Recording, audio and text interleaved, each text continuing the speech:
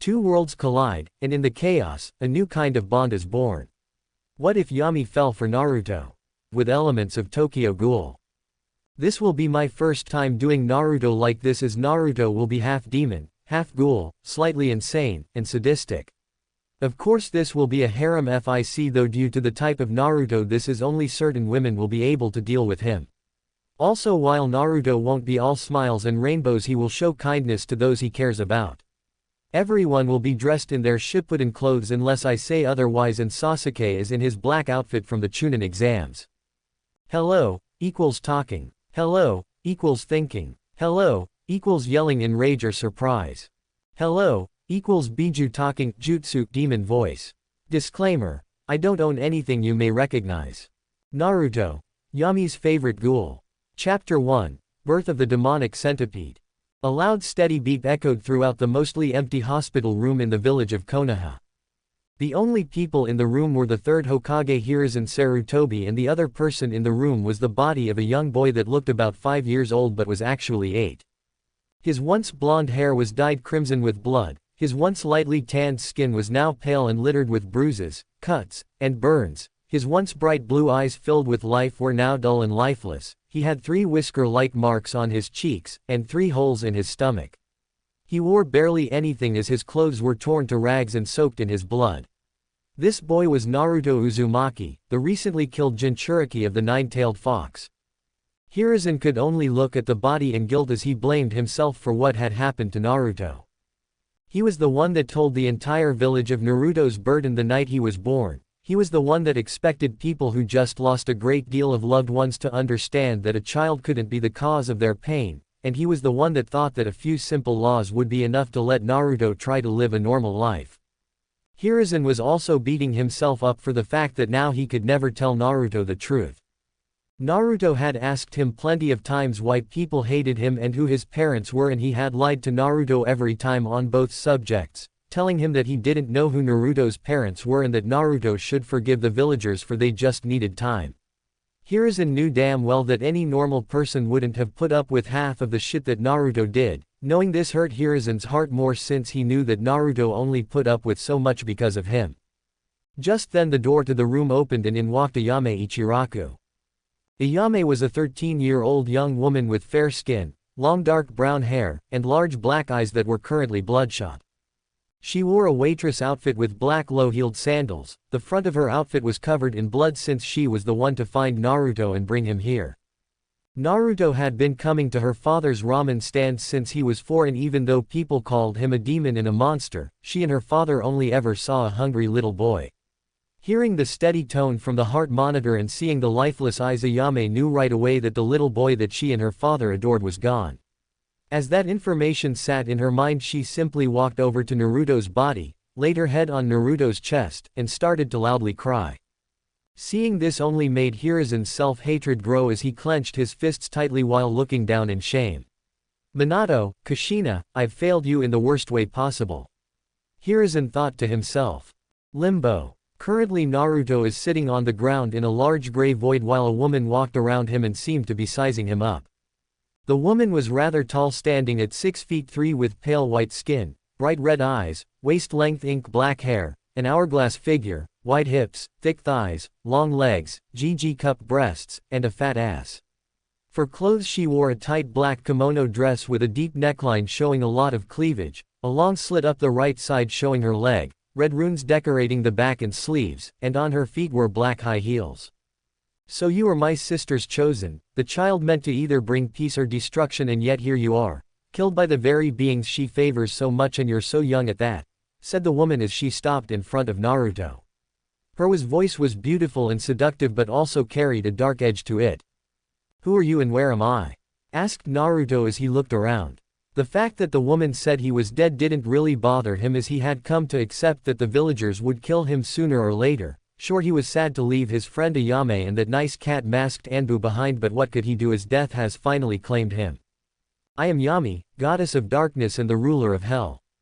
As for where you are in limbo, or the world between life and death, said the now named Yami. Are you here to take me to hell for the fox's crimes, Yami-sama? Asked Naruto. Oh, so you know about the fox, Naru-chan. And don't call me Sama as I hate formalities, said Yami. Very well, and yes I know about the fox. It's hard not to figure it out with everyone calling me fox brat, demon fox, or fox scum, said Naruto in a neutral voice.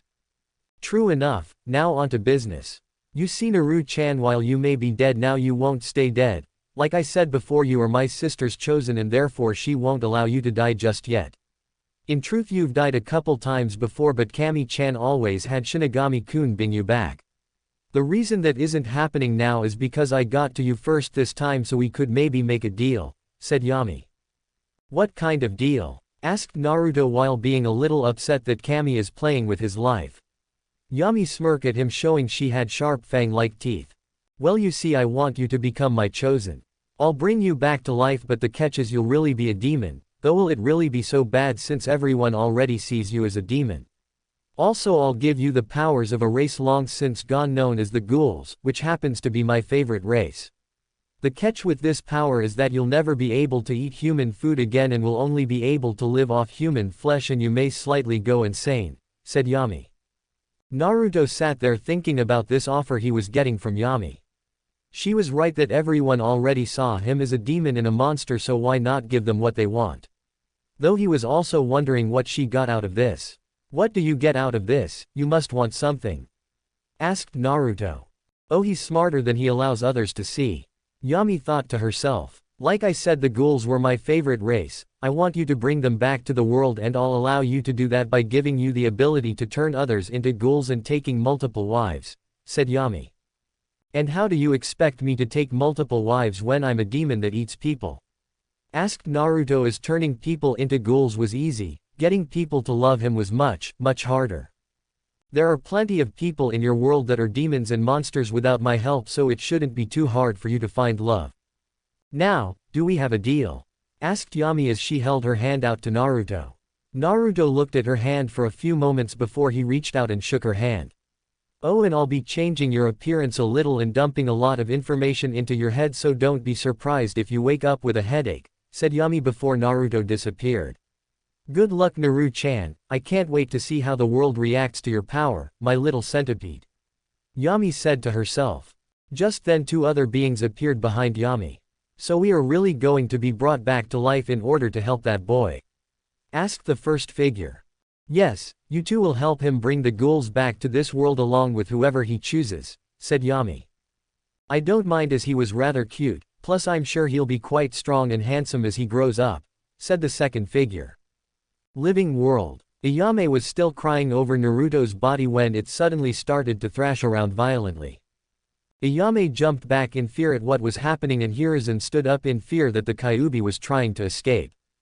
Soon though they both saw the color return to Naruto's skin, his hair went from blonde to crimson red, his wounds steamed as they healed themselves closed, and his body began to grow until he was a little above average for an 8-year-old.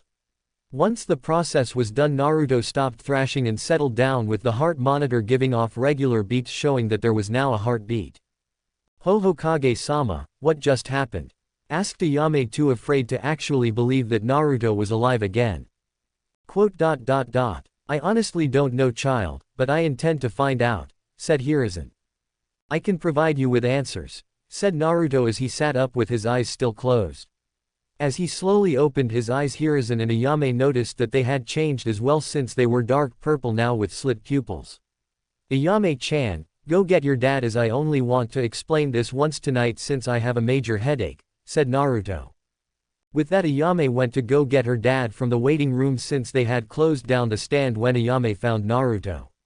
Once they both came back, Naruto began to explain everything to them, from being a Jinchuriki, dying, and now being a half-demon and half-ghoul along with still being a Jinchuriki.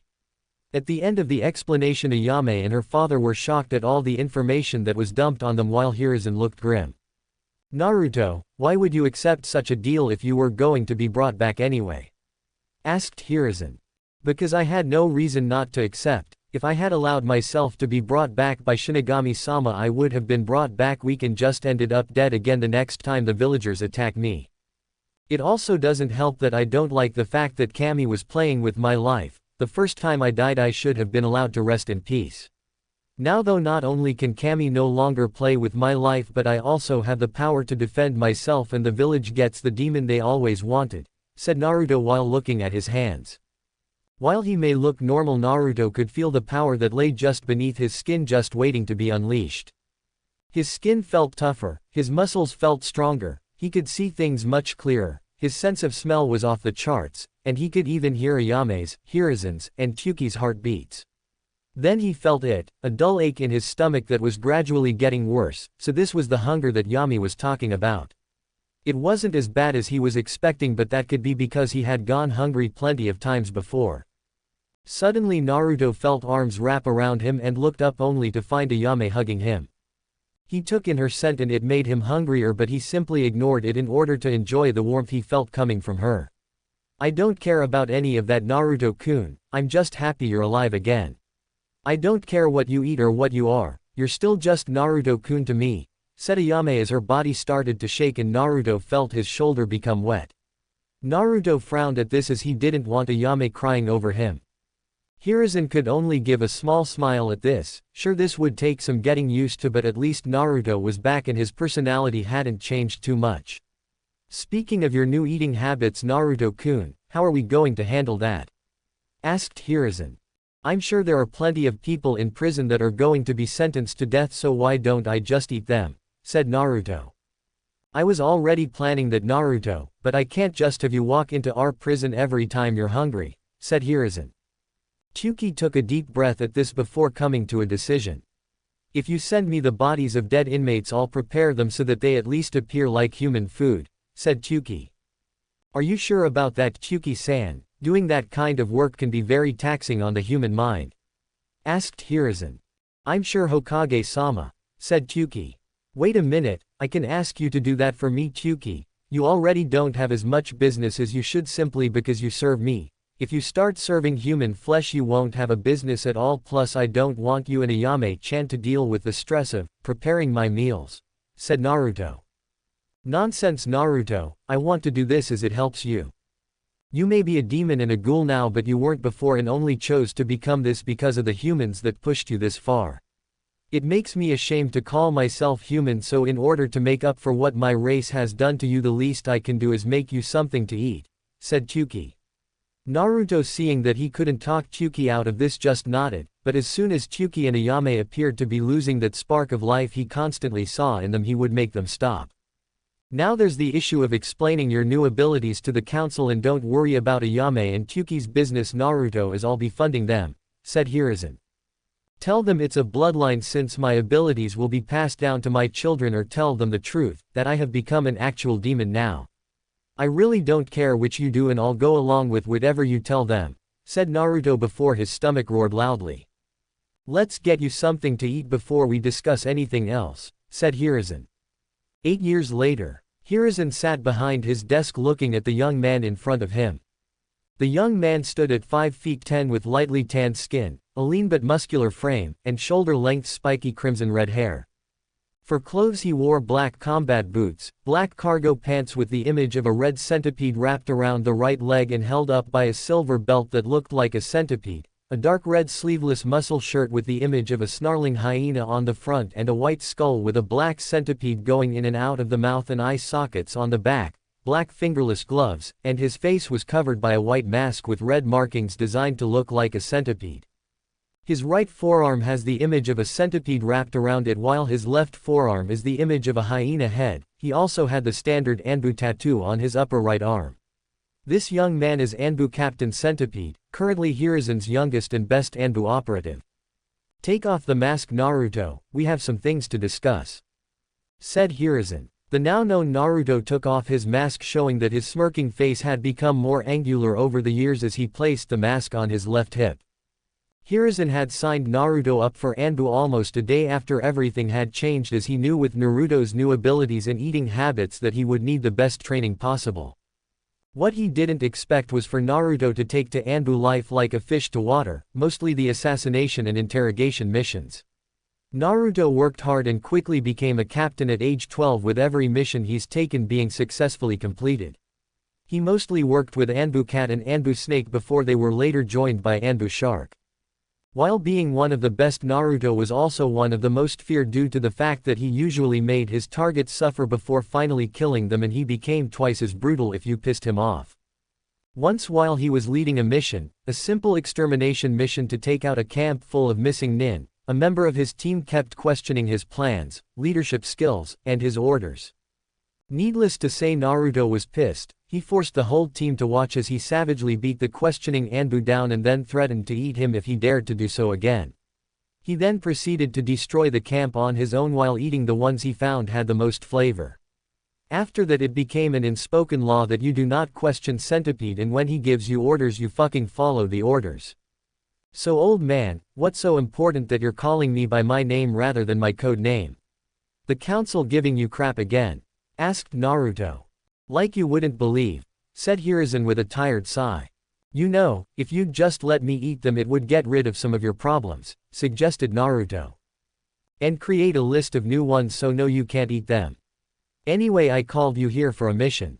I have reason to believe that one of the academy's teachers is a traitor for my former student Orochimaru. I want you to go to the academy and see if you can find anything, and if need be bring the traitor in or bring him down. Also, I'm putting you on a genin team, said Hiruzen. What? You're demoting me? Yelled Naruto, not at all happy about being demoted from Anbu to genin. No, well, sort of. I'm making you a genin, but it's also a mission. Do you know Sasuke Uchiha? Asked Hiruzen. Of course I do. He's the last surviving Uchiha after his brother went crazy and killed his whole clan save for his little brother. If I remember correctly, you sent me on a mission outside the village so that I couldn't grab one of the bodies and snack on it. Not cool, by the way. I bet those Uchiha were tasty since they only ate the best kind of food, said Naruto, though he grumbled the last part to himself. He then started to grumble about how he had to miss out on a feast because of mean old men. This made Hiruzen sweat drop. Naruto, please focus. Sasuke Uchiha has been deemed a flight risk, so I'll be placing you on his team in order to keep an eye on him. And no, you cannot eat him. If he tries to betray the village, you are to capture him and bring him back to the village where we will milk him for as much of his sperm as possible, then you can eat him, said Hiruzen. Very well, but I hope you don't expect me to change how I act just because a bunch of wet behind the ear genin might get offended. I'm the infamous Centipede. I'll chew you up and shit you out. Literally, if you piss me off, said Naruto. Just try not to traumatize them too much. Some of them are future clan heads. Your mission starts tomorrow at team placements. Now with that out of the way, how's the family? Asked Hiruzen. At this question, Naruto actually gained a true smile on his face rather than his usual sadistic smirk. At only 16 years old, Naruto had a wife, 2 girlfriends, and a child. Now, while most would believe that Naruto was too young with too dangerous of a job to handle all of that, but he actually did a pretty good job of keeping his family happy. It helped that since he always finished his missions quickly, he could be home for them, plus demon chakra enforced shadow clones were very helpful. They're fine, I make sure they're happy and taken care of. In fact, you should come visit sometime, my little one likes it when you visit, said Naruto. She tried to eat my finger the last time I visited, said Hiruzen with a deadpan. She's a baby, don't complain, said Naruto. Later that day, Naruto is currently walking down the street in the red light district toward his home. He had long since moved out of his old apartment into a rather nice house. As he walked down the street, the people didn't glare or insult him, some said hi and others waved. This was mostly because Naruto pretty much owned the entire red light district. He had eaten all of the major gangs and drug dealers, and everyone pretty much knew that if you caused trouble in the red light, then Naruto would sink his teeth into you. After a couple of minutes he arrived at his house, a nice single story with 5 bedrooms, 2.5 bathrooms, a large kitchen that was open to the living room, and a pool in the large backyard. Opening the front door, Naruto took off his boots and walked further into the house until he came into the living room and smiled upon seeing his wife and child. Ayame Ichiraku Uzumaki was sitting on the couch playing with her daughter with a large smile on her face. Ayame had only grown more beautiful over the years, as she now stood at 5 feet 6 with a slim figure despite having had a child, her dark brown hair reaching the middle of her back, large D-cup breasts, long legs, and a nice firm ass. She's currently wearing black pants and a yellow t-shirt. Naruto and Ayame started dating when he turned 13. He married and turned her into a demonic ghoul like him at 14, and they had their daughter around the time he turned 15.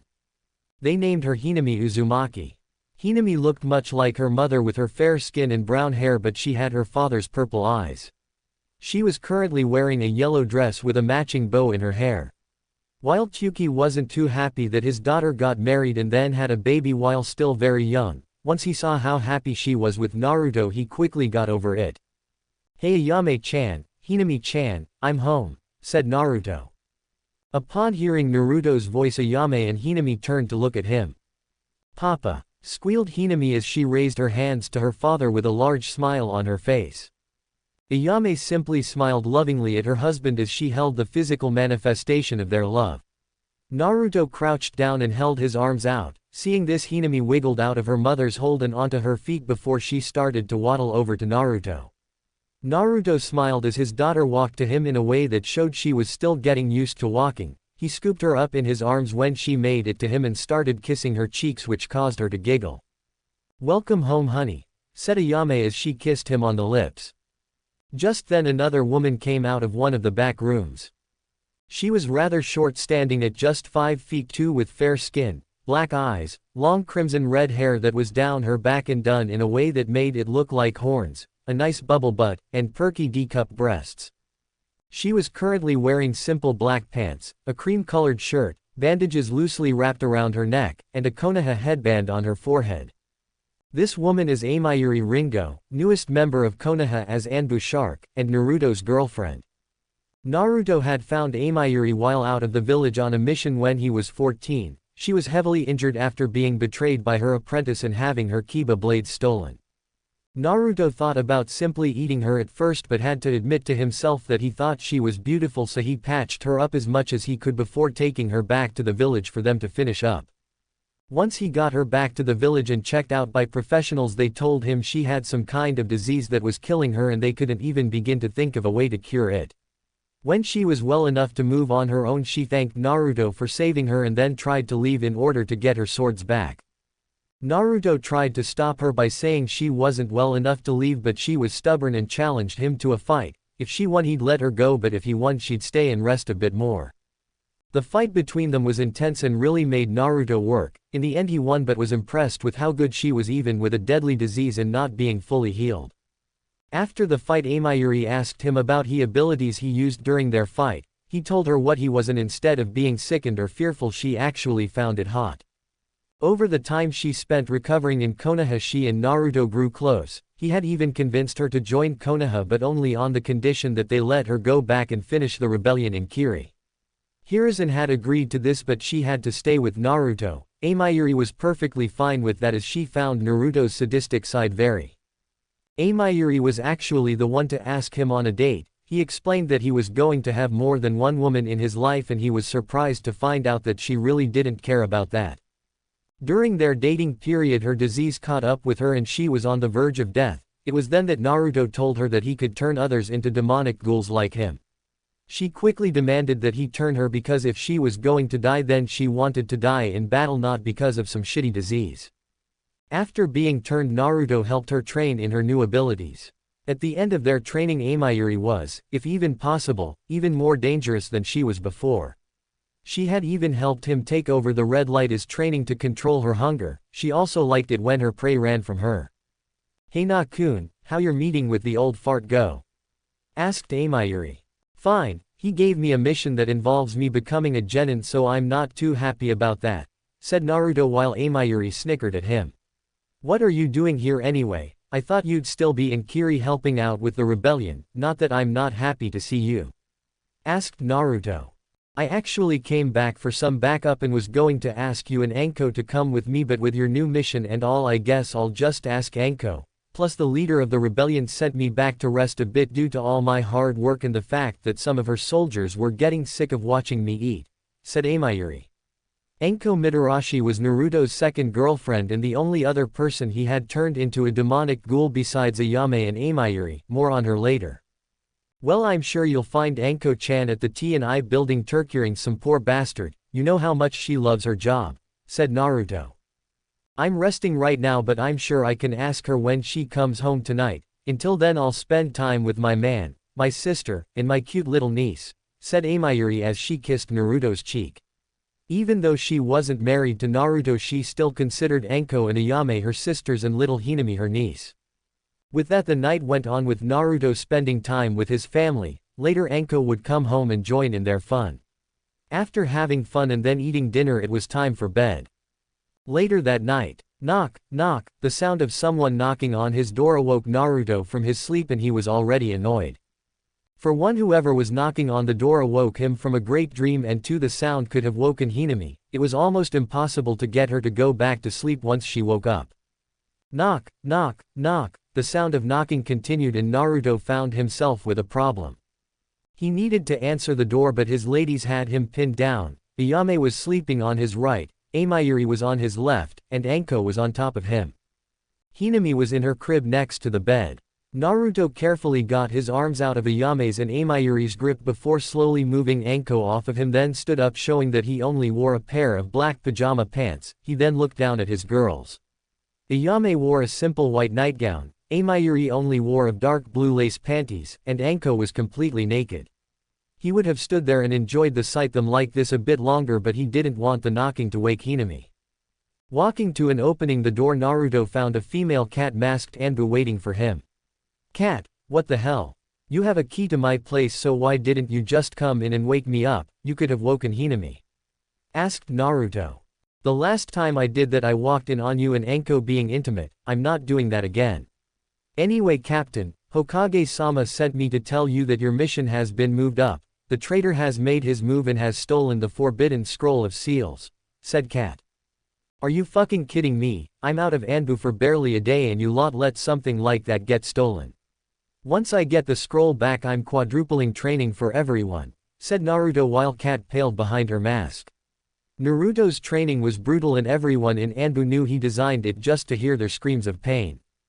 Captain, it was Pig, Boar, and Badger that were on duty to guard the scroll, said Cat, trying to avoid having her training quadrupled. Fine, only those three will have their training increased. Give me a minute to get dressed and then I'll join the hunt. You go ahead and start looking for the bastard, ordered Naruto. Yes, Captain, said Cat before she jumped off to carry out her orders. She was glad her mask kept him from seeing the light blush she was now sporting, as she secretly liked it when the young captain gave her orders. Naruto went back into the house and got dressed in his usual gear, with the only difference being the mask he wore. This mask was made of metal, only covered the lower half of his face, and was designed to look like a grinning hyena with centipede pincers. It didn't take long for Naruto to find the scent of someone headed outside the village, so he quickly followed it so that he could get this over with and get back to bed.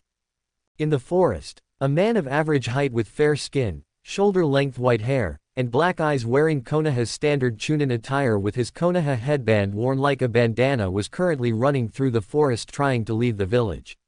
This man is Mizuki, former Chunin instructor, and on his back are two large shuriken and the forbidden scroll of seals. Mizuki would have continued going if he wasn't stopped by a voice. Mizuki, stop, yelled the voice belonging to Iruka Yumino. Iruka was an average-sized man with brown skin, black eyes, dark brown hair done in a fanned-out ponytail, and a scar going across his nose. He wore the standard Chunin uniform. Why are you stealing the scroll, Mizuki? Asked Iruka. That's a stupid question, Iruka. I'm stealing the scroll for power, of course. For years now the Hokage and the Shinobi Council have denied me my rightfully earned advancement in rank, but now that I have the scroll I don't need them, as I'll be unstoppable, said Mizuki. Wow, you chose to be the generic bad guy stealing things for power, and here I was hoping you'd be original, said a voice from above them. Looking up they saw Naruto sitting on a branch higher up. The demon, sneered Mizuki, as no one had eyes like Naruto, dark purple, slit pupils, and a spark of insanity. That's me, though if you're going to call me outside my name I prefer Centipede, said Naruto. Please, you're nothing like Anbu Captain Centipede. You're just using his name to increase people's fear of you, said Mizuki. Whatever helps you sleep at night, as I'm sure people fear me enough as it is, especially since you and your friends attacked my house the night my daughter was born. You ran away like a bitch when I started killing your little group, though. If you want, I still have some of them in the fridge if you want a piece, said Naruto with a wicked smirk on his face under his mask. Uruka paled at hearing this. He, like pretty much everyone in the village, knew that Naruto had a child with someone, and he also knew that Mizuki had gathered some civilians and ninja in order to kill the child, Naruto, and the woman that birthed the child. Apparently that had failed, and Naruto was still eating the people from the attack. Naruto never hid the fact that he was a cannibal, and from what Uruka knew from the Hokage, Naruto had unlocked a bloodline that gave him incredible power, but at the cost of becoming a cannibal. You, that abomination, and whatever whore birth it all deserve to die. You're just monsters that shouldn't be in this world, said Mizuki with a sneer. What you mean is we're not the right type of monsters, said Naruto. What? Asked Uruka. Oh come on Uruka, look at this man. He's betraying the village he grew up in and the people that trusted him for power, and because he thinks his skills weren't recognized, yet I who have been nothing but hated for my entire life by the majority of the village haven't betrayed anyone. If you look at it a certain way, then we're both monsters. The difference is I'm what you made me into and you are what you've chosen to be, said Naruto. You know I plan to just take the scroll and leave, but I think I'll do the village one last favor and kill you, said Mizuki. But before he could move to attack in any way at all, Naruto appeared in front of him and buried his fist into Mizuki's stomach. Sorry about the pain. Normally I would have killed you, but I'm not in the mood and I want to hurry and get back home, said Naruto as Mizuki dropped to the ground. He then flared his chakra in a way that would signal the Anbu. Alright Anbu will be here in a moment, so I'll leave you to explain everything Mr. Uruka, bye-bye, said Naruto as he jumped off. The next day, Uruka stood in front of his class and he was nervous as hell. After returning the Forbidden Scroll of Seals to the Hokage, Uruka was informed that Naruto would be joining the graduating class. When Uruka tried to protest, saying that it was unfair to allow Naruto to graduate since he never attended the academy, but here is encountered by explaining that Naruto wasn't in the academy because he was in Anbu, and at that point Uruka remembered seeing the Anbu tattoo on Naruto's arm. Uruka had already announced all of the teams except for Team 7 because Naruto wasn't in class yet. Then the door opened and Naruto walked in like he owned the place, the only thing different about his outfit from last night being that he had a Konoha headband acting as a belt. The kids paled when they saw Naruto. While their parents didn't tell them about the 9 tails being sealed in him, they did tell the kids that he had a bloodline that caused him to eat people. Now they were afraid that he was here to eat them. Naruto, you're late. You were supposed to be here an hour ago, said Uruka. Sorry, I had some personal things to take care of, said Naruto, and it was true, as this morning he walked Amayuri and Anko to the front gate and wished them luck in the war. After that he walked Ayame and Hinami to the ramen stand before making his way to the academy. Very well, take a seat, said Uruka. Naruto nodded, headed up to the last row of seats and sat down. Anyway, since we have a shortage of students this year, Naruto will be filling in the last empty slot. With that, Team 7 will be Sasuke Uchiha, Sakura Haruno, and Naruto Uzumaki, with your sensei being Kakashi Hatake, said Uruka. He suddenly noticed that Naruto's Anbu tattoo was gone. Uruka-sensei, how can Naruto graduate with us if he didn't attend the academy? Asked Sakura. Sakura was actually the most neutral to Naruto, as her father would always tell her that he was a monster while her mother would say he was misunderstood. Because of this, Sakura had decided to form her own opinion on him if she ever met him. I trained outside of the academy. Hokage-sama acknowledges my strength, and since there was an open spot on teams this year, he decided to place me with this group, said Naruto, with Uruka confirming what he said. Naruto also glanced at Sakura's figure. She wasn't as busty as his wife and girlfriends, but she did have a fat ass and nice legs. Her forehead was larger than average, but he found it strangely charming, and he liked her bright emerald eyes and long flowing pink hair. Naruto blocked out Uruka's long speech in order to take in his teammates, and he was not impressed. Sakura was cute, but he could tell she was a fangirl since she was very skinny with very little muscle tone, and she wouldn't stop swooning at the Uchiha. Sasuke was exactly what he expected, a brooder. Just looking at the two, Naruto knew that if he didn't do something that they would make his job a lot harder. Time passed and Naruto watched as the sensei after sensei came and picked up their assigned team until only him and his team were left. So the rumors are true, he really is late to everything. Damn it, this is time I could have spent with Ayame-chan and Hinami-chan, Naruto thought to himself. Naruto had heard about Kakashi Hatake a lot during his time in Anbu but had never worked with him, he just hoped that Kakashi made his job easier rather than harder. Damn it, where is sensei? Yelled Sakura in frustration. He, I'd get comfortable if I were you Sakura, as our sensei is known for being late to everything, said Naruto with a light chuckle. She was cute when she was angry. And how do you know that? Asked Sasuke. I live in the red light district, you keep your ears open there and you'll hear some interesting things, said Naruto. Why do you wear that mask? Asked Sakura. As of right now she couldn't see the raving monster that would kill her at a moment's notice like her father said. She decided to get to know him better in order to figure him out. The village already sees me as a monster, I figure I'd give them something other than the face of an innocent young man to look at, said Naruto. Is it true what they say? Asked Sakura. Yes, it's true. Due to my bloodline I gain incredible power, but I can't ever eat human food again. I can still drink water and coffee for some reason though, said Naruto. The incredible power part got Sasuke's attention. Are you a demon? Asked Sakura, deciding to get straight to the point.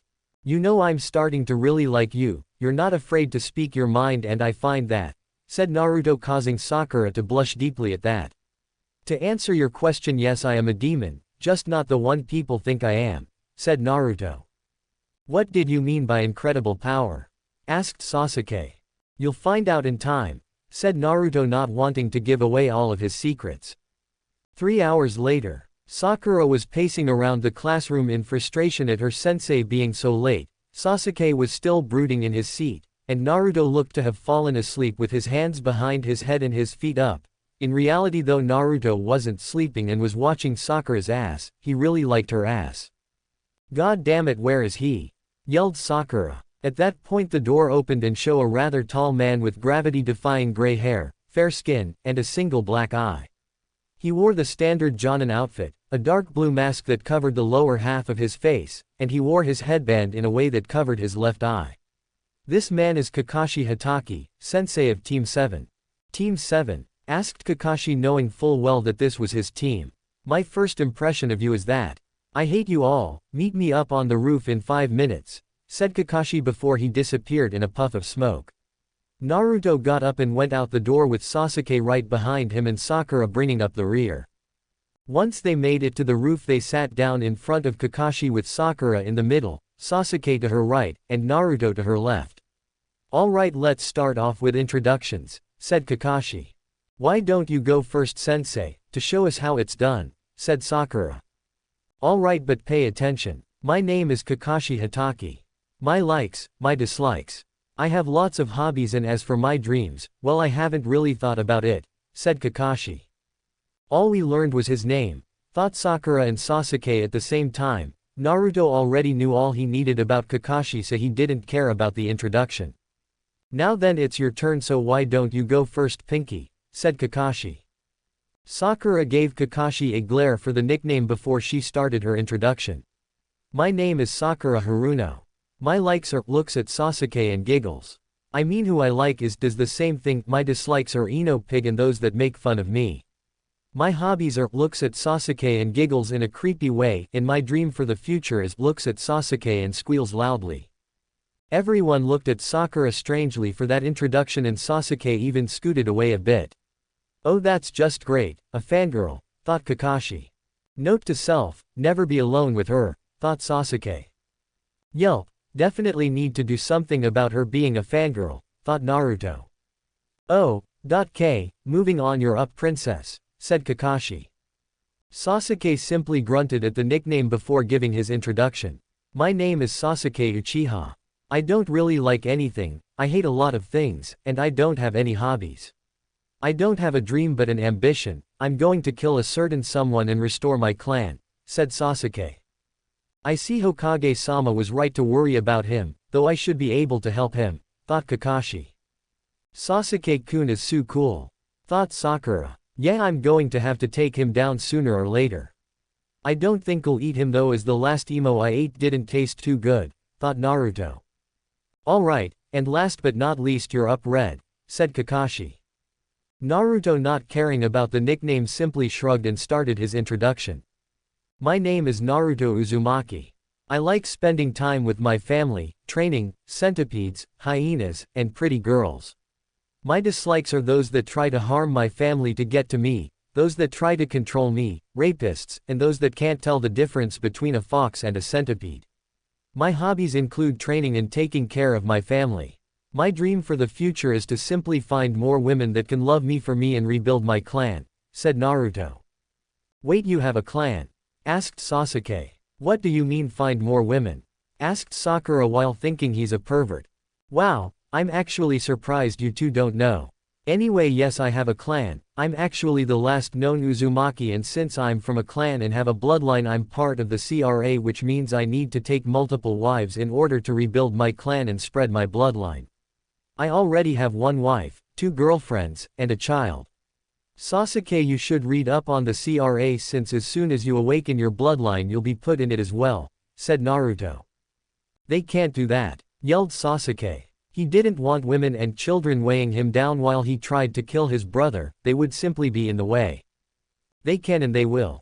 You have a powerful bloodline, Sasuke, and Konoha is known for its love of bloodlines. I don't know why you're complaining, as you just said you wanted to restore your clan. You do know you need women to do that, right? Said Naruto. I'll rebuild my clan when I'm good and ready, said Sasuke. Yeah, you will, but you'll have to be at least married by the time you're 18 or the council will choose wives for you, and if you don't have at least one child by 20 the council will take your ninja license and force you to have children, said Naruto, happy that he was safe from any of that since he was married and already had a child. Sasuke seethed at this information and Sakura was too shocked to say anything. No matter what she did she would have to share her Sasuke-kun. If she had known that from the beginning, then maybe she still would be friends with Ino since they both would get the boy they wanted. She was also shocked that Naruto already had a wife, 2 girlfriends, and a child. Sakura remembered her father saying that Naruto would grow up alone and unloved by anyone, but then one day he came home pissed and said something about demons having more than they deserve to have. Sakura frowned slightly at this, as Naruto seemed fine to her so far. She'd have to get to know him better to fully understand why so many people saw him as a demon.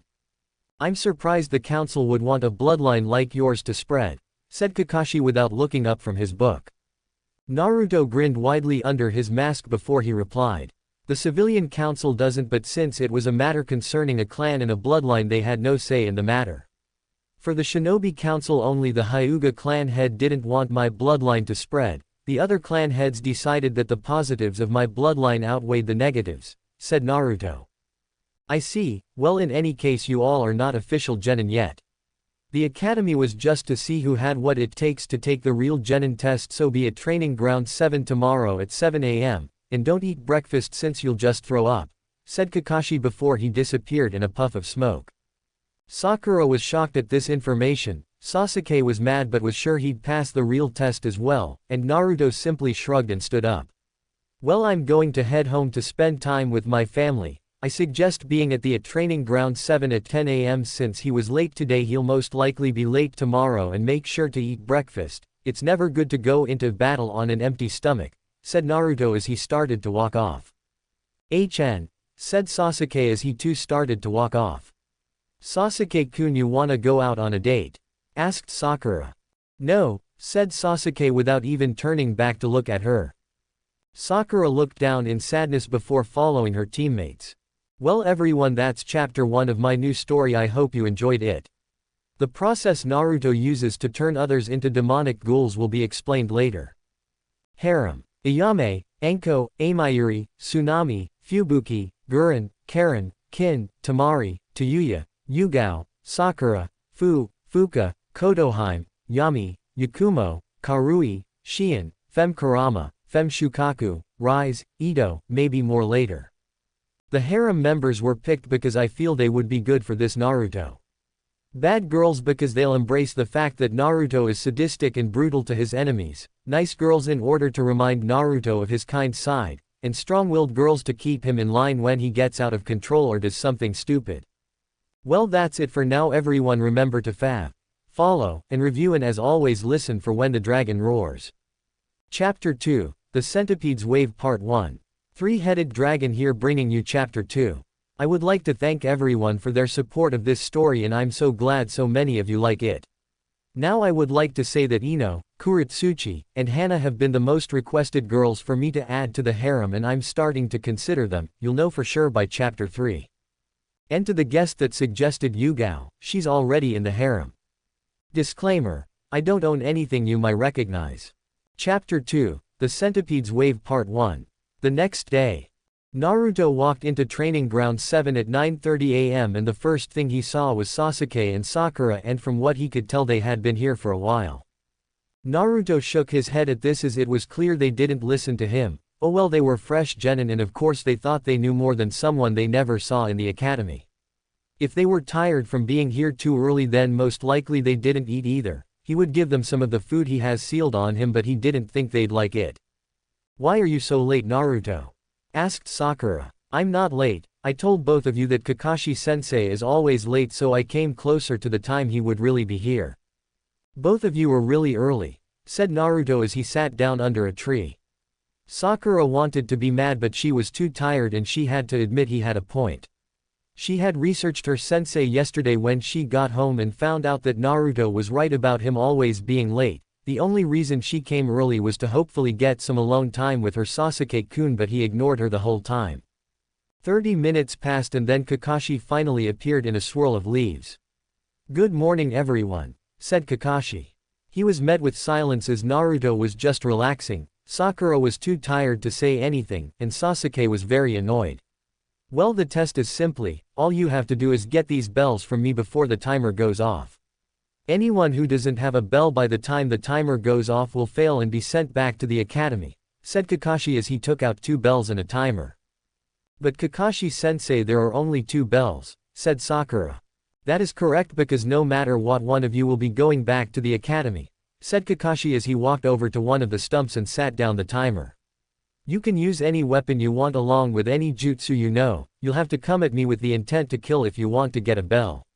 Your test starts now, said Kakashi as Naruto, Sasuke, and Sakura disappeared in order to hide. A few minutes passed and Kakashi was still standing in the middle of Training Ground. They've hidden themselves well and I can't even find Naruto, Kakashi thought to himself. With Sakura was hiding in a bush watching her sensei and wondering how she was going to get a bell when suddenly a hand covered her mouth and pulled her further into the forested area. She wanted to scream, but then the one holding her spoke. Don't scream, Sakura, I just want to talk, whispered Naruto as he slowly let go of her. Talk about what? Asked Sakura with a loud whisper. Working together to get a bell from Kakashi-sensei, said Naruto bluntly. But then Sasuke-kun will be sent back to the academy if you and I get the bells. I won't let that happen. Me and Sasuke-kun are meant to be together, so I'm sorry Naruto, as you seem like a nice person, but Sasuke-kun and I are getting those bells, said Sakura. Naruto deadpanned at Sakura for a few moments before sighing and shaking his head at her. Very well then, good luck with whatever plan you come up with, said Naruto before he started walking towards where Kakashi was still standing while he stopped concealing his chakra. It was time for him to show these 2 newbies how to really fight. Damn, that was a lot of Sasuke-kun in one sentence, Naruto thought to himself. Sakura watched as Naruto walked away from her and she was actually a little shocked that he didn't argue with her. After all, she did pretty much tell him that he couldn't be a ninja because she wanted to be with Sasuke. She actually felt a little bad about what she said now. He came to her for help, probably knowing that a fresh genin stood no chance against a jonin, and she turned him down simply because he wasn't Sasuke. Sakura decided that after the test she would apologize to him for what she said. She went back to her original hiding spot and watched as Naruto walked into the same field as Kakashi. With Kakashi was actually getting bored of just standing in one spot waiting for one of his potential students attack him, but then he finally felt Naruto's chakra and saw him walk out of the forest with his hands in his pockets. So one of them finally decided to confront me. I'm a little disappointed that they aren't working together, but I really didn't expect anything different, Kakashi thought to himself as Naruto stopped 10 feet away from him. So you're going for a full frontal assault? Asked Kakashi. Naruto said nothing as he stared at Kakashi for a few moments before disappearing from sight. Kakashi looked around for Naruto until his senses kicked in and he looked up to see Naruto coming down with an axe kick. Kakashi jumped back to dodge the kick and he was glad he did because when Naruto's heel hit the ground it cratered and cracked a bit. Your reflexes are good since most people die from my first attack. This might actually be some fun, so please entertain me if you can," said Naruto as he cracked his right index finger like Kaneki and Yamori do before he charged at Kakashi, who charged back at him. They clashed in a fierce exchange of taijutsu with neither of them giving the other any ground, though Kakashi was having a little trouble dealing with Naruto's style. Naruto's style was fast, flexible, precise, and powerful, a truly devastating style that Naruto used to the fullest. This is Naruto's centipede fist. Kakashi and Naruto continued to trade blows until Naruto finally caught a hole in Kakashi's defense and gave a strong palm thrust to Kakashi's ribs, which caused him to slide back from the force of the strike. Kakashi didn't get time to breathe as Naruto quickly closed the gap between them and sent a fist towards Kakashi's face, but instead of hitting Kakashi he hit a log that Kakashi replaced himself with. The log shattered upon contact with Naruto's fist, so Kakashi was lucky he survived that attack. "Oh, so you actually managed to escape my last attack. It doesn't matter though, because while you can run you can't hide from me," yelled Naruto as he started to sniff out Kakashi. With Kakashi actually shivered when he heard Naruto yell that. The tone in his voice almost sounded like a hungry animal ready to hunt down its prey. "I think I'll go and test the others and then come back to Naruto," whispered Kakashi in a nervous voice before he took off to find Sakura. "With Sasuke. How is he so strong? It must be because of his bloodline," Sasuke thought to himself after watching the fight between Kakashi and Naruto.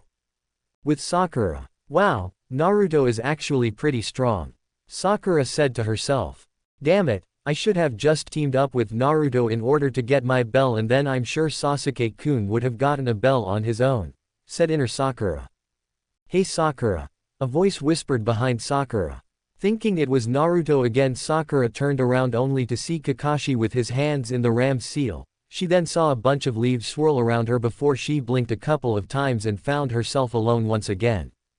"Sakura, please help me," said a voice that Sakura recognized as Sasuke's.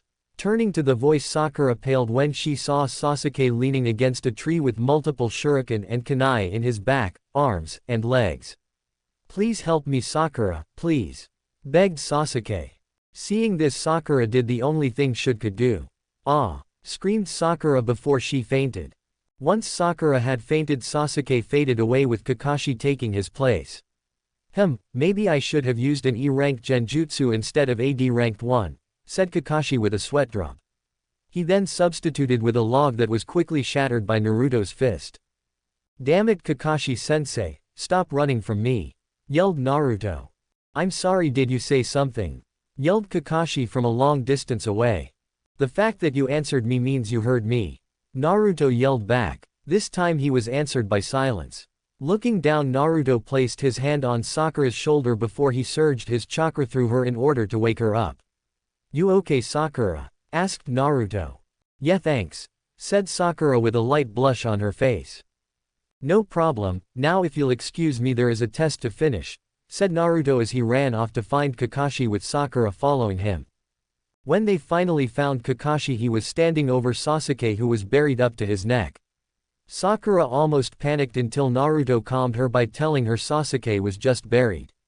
"Oh hello you two, I'm glad you could make it," said Kakashi with an eye smile before he quickly started to dodge attacks being thrown at him by Naruto. "I won't let you escape me this time Kakashi-sensei," said Naruto before he jumped back and started going through hand seals. "Water style, water centipede jutsu," yelled Naruto as his mask opened up and he spat out fast stream of water that took the form of a giant centipede. Kakashi was surprised by this but still managed to dodge the attack, only to then have to block a kick from Naruto. He then grabbed Naruto's ankle and threw him away, only for Naruto to recover in mid-air and land on his feet. Naruto flew through hand seals before throwing his hands toward Kakashi. "Lightning style, lightning centipede barrage jutsu," yelled Naruto as a bolt of lightning shot out of each of his fingers before taking the form of centipedes and charging at Kakashi. Kakashi managed to dodge 7 of the centipedes, but the last 3 hit him in the chest, only for him to then crumble into dirt, showing that he was an Earth clone. Naruto then jumped back just as Kakashi came out of ground and tried to use the headhunter jutsu like he did on Sasuke.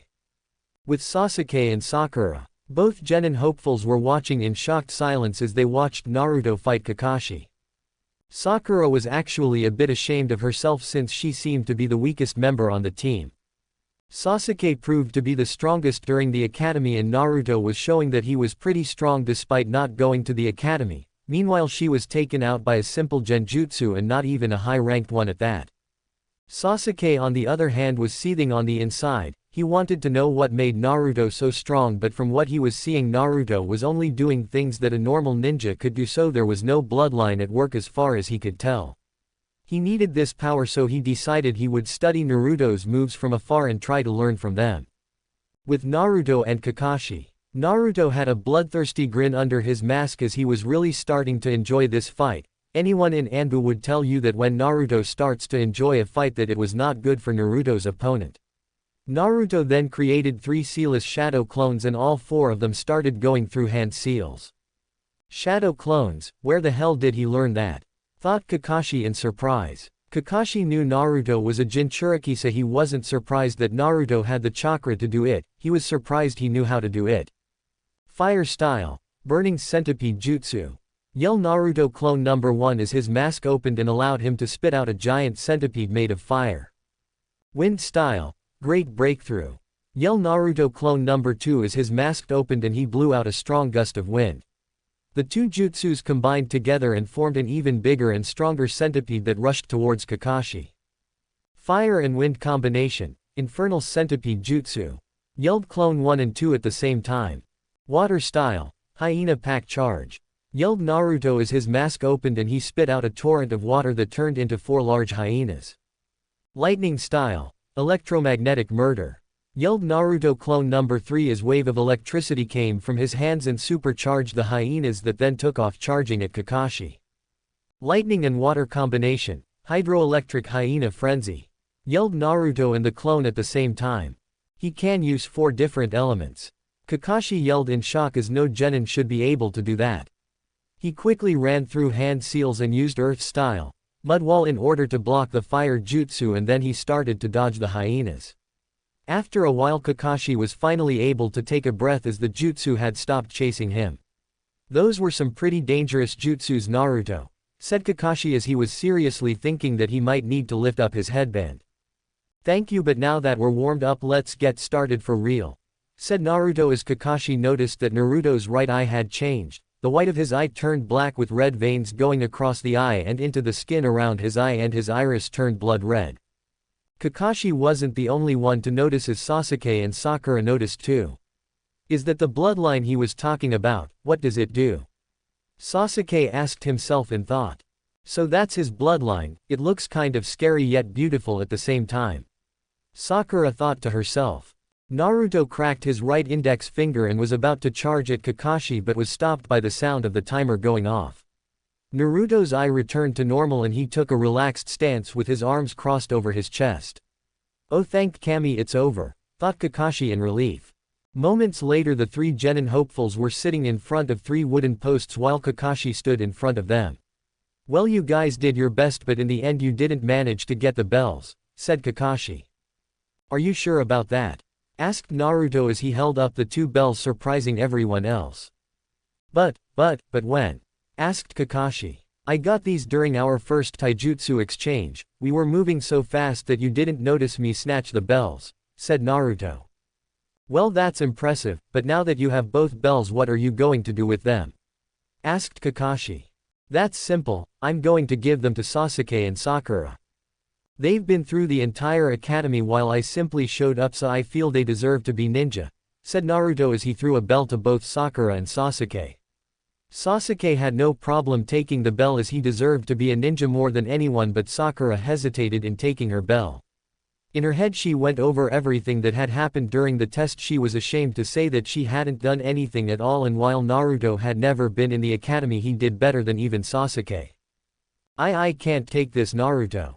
You and Sasuke actually did something to get the bells while I got knocked out by a genjutsu. If anyone deserves to be ninjas it's you and Sasuke, said Sakura, not noticing that she didn't add the kun suffix to Sasuke's name. Sasuke was just fine with Sakura giving up her bell, that way he wouldn't have to deal with a fangirl and he'd have more time to learn Naruto's moves so that he could kill Itachi. Well, in that case you all pass, said Kakashi with an eye smile. This test was never about getting the bells but about teamwork. I'll admit that I was a bit worried you'd fail when Sakura refused to work with Naruto and Sasuke refused to work with anyone at all, but it seems you pulled it off in the end, said Kakashi. Hearing that her refusing to work with Naruto would have caused them to fail the test made Sakura feel worse about what she said to Naruto. She glanced over at Naruto and noticed how relaxed he was now. It was completely different from how he was during the test when he seemed ready to tear through their sensei just to get the bells. I want the three of you to remember this as I live by these words: those who break the rules are trash, but those who abandon their friend and comrades are worse than trash. With that said, meet me here tomorrow at the same time for our first mission as Team 7, said Kakashi with a thumbs up. Sakura smiled and cheered at this. Sasuke smirked in arrogance, and you couldn't tell Naruto's reaction thanks to his mask.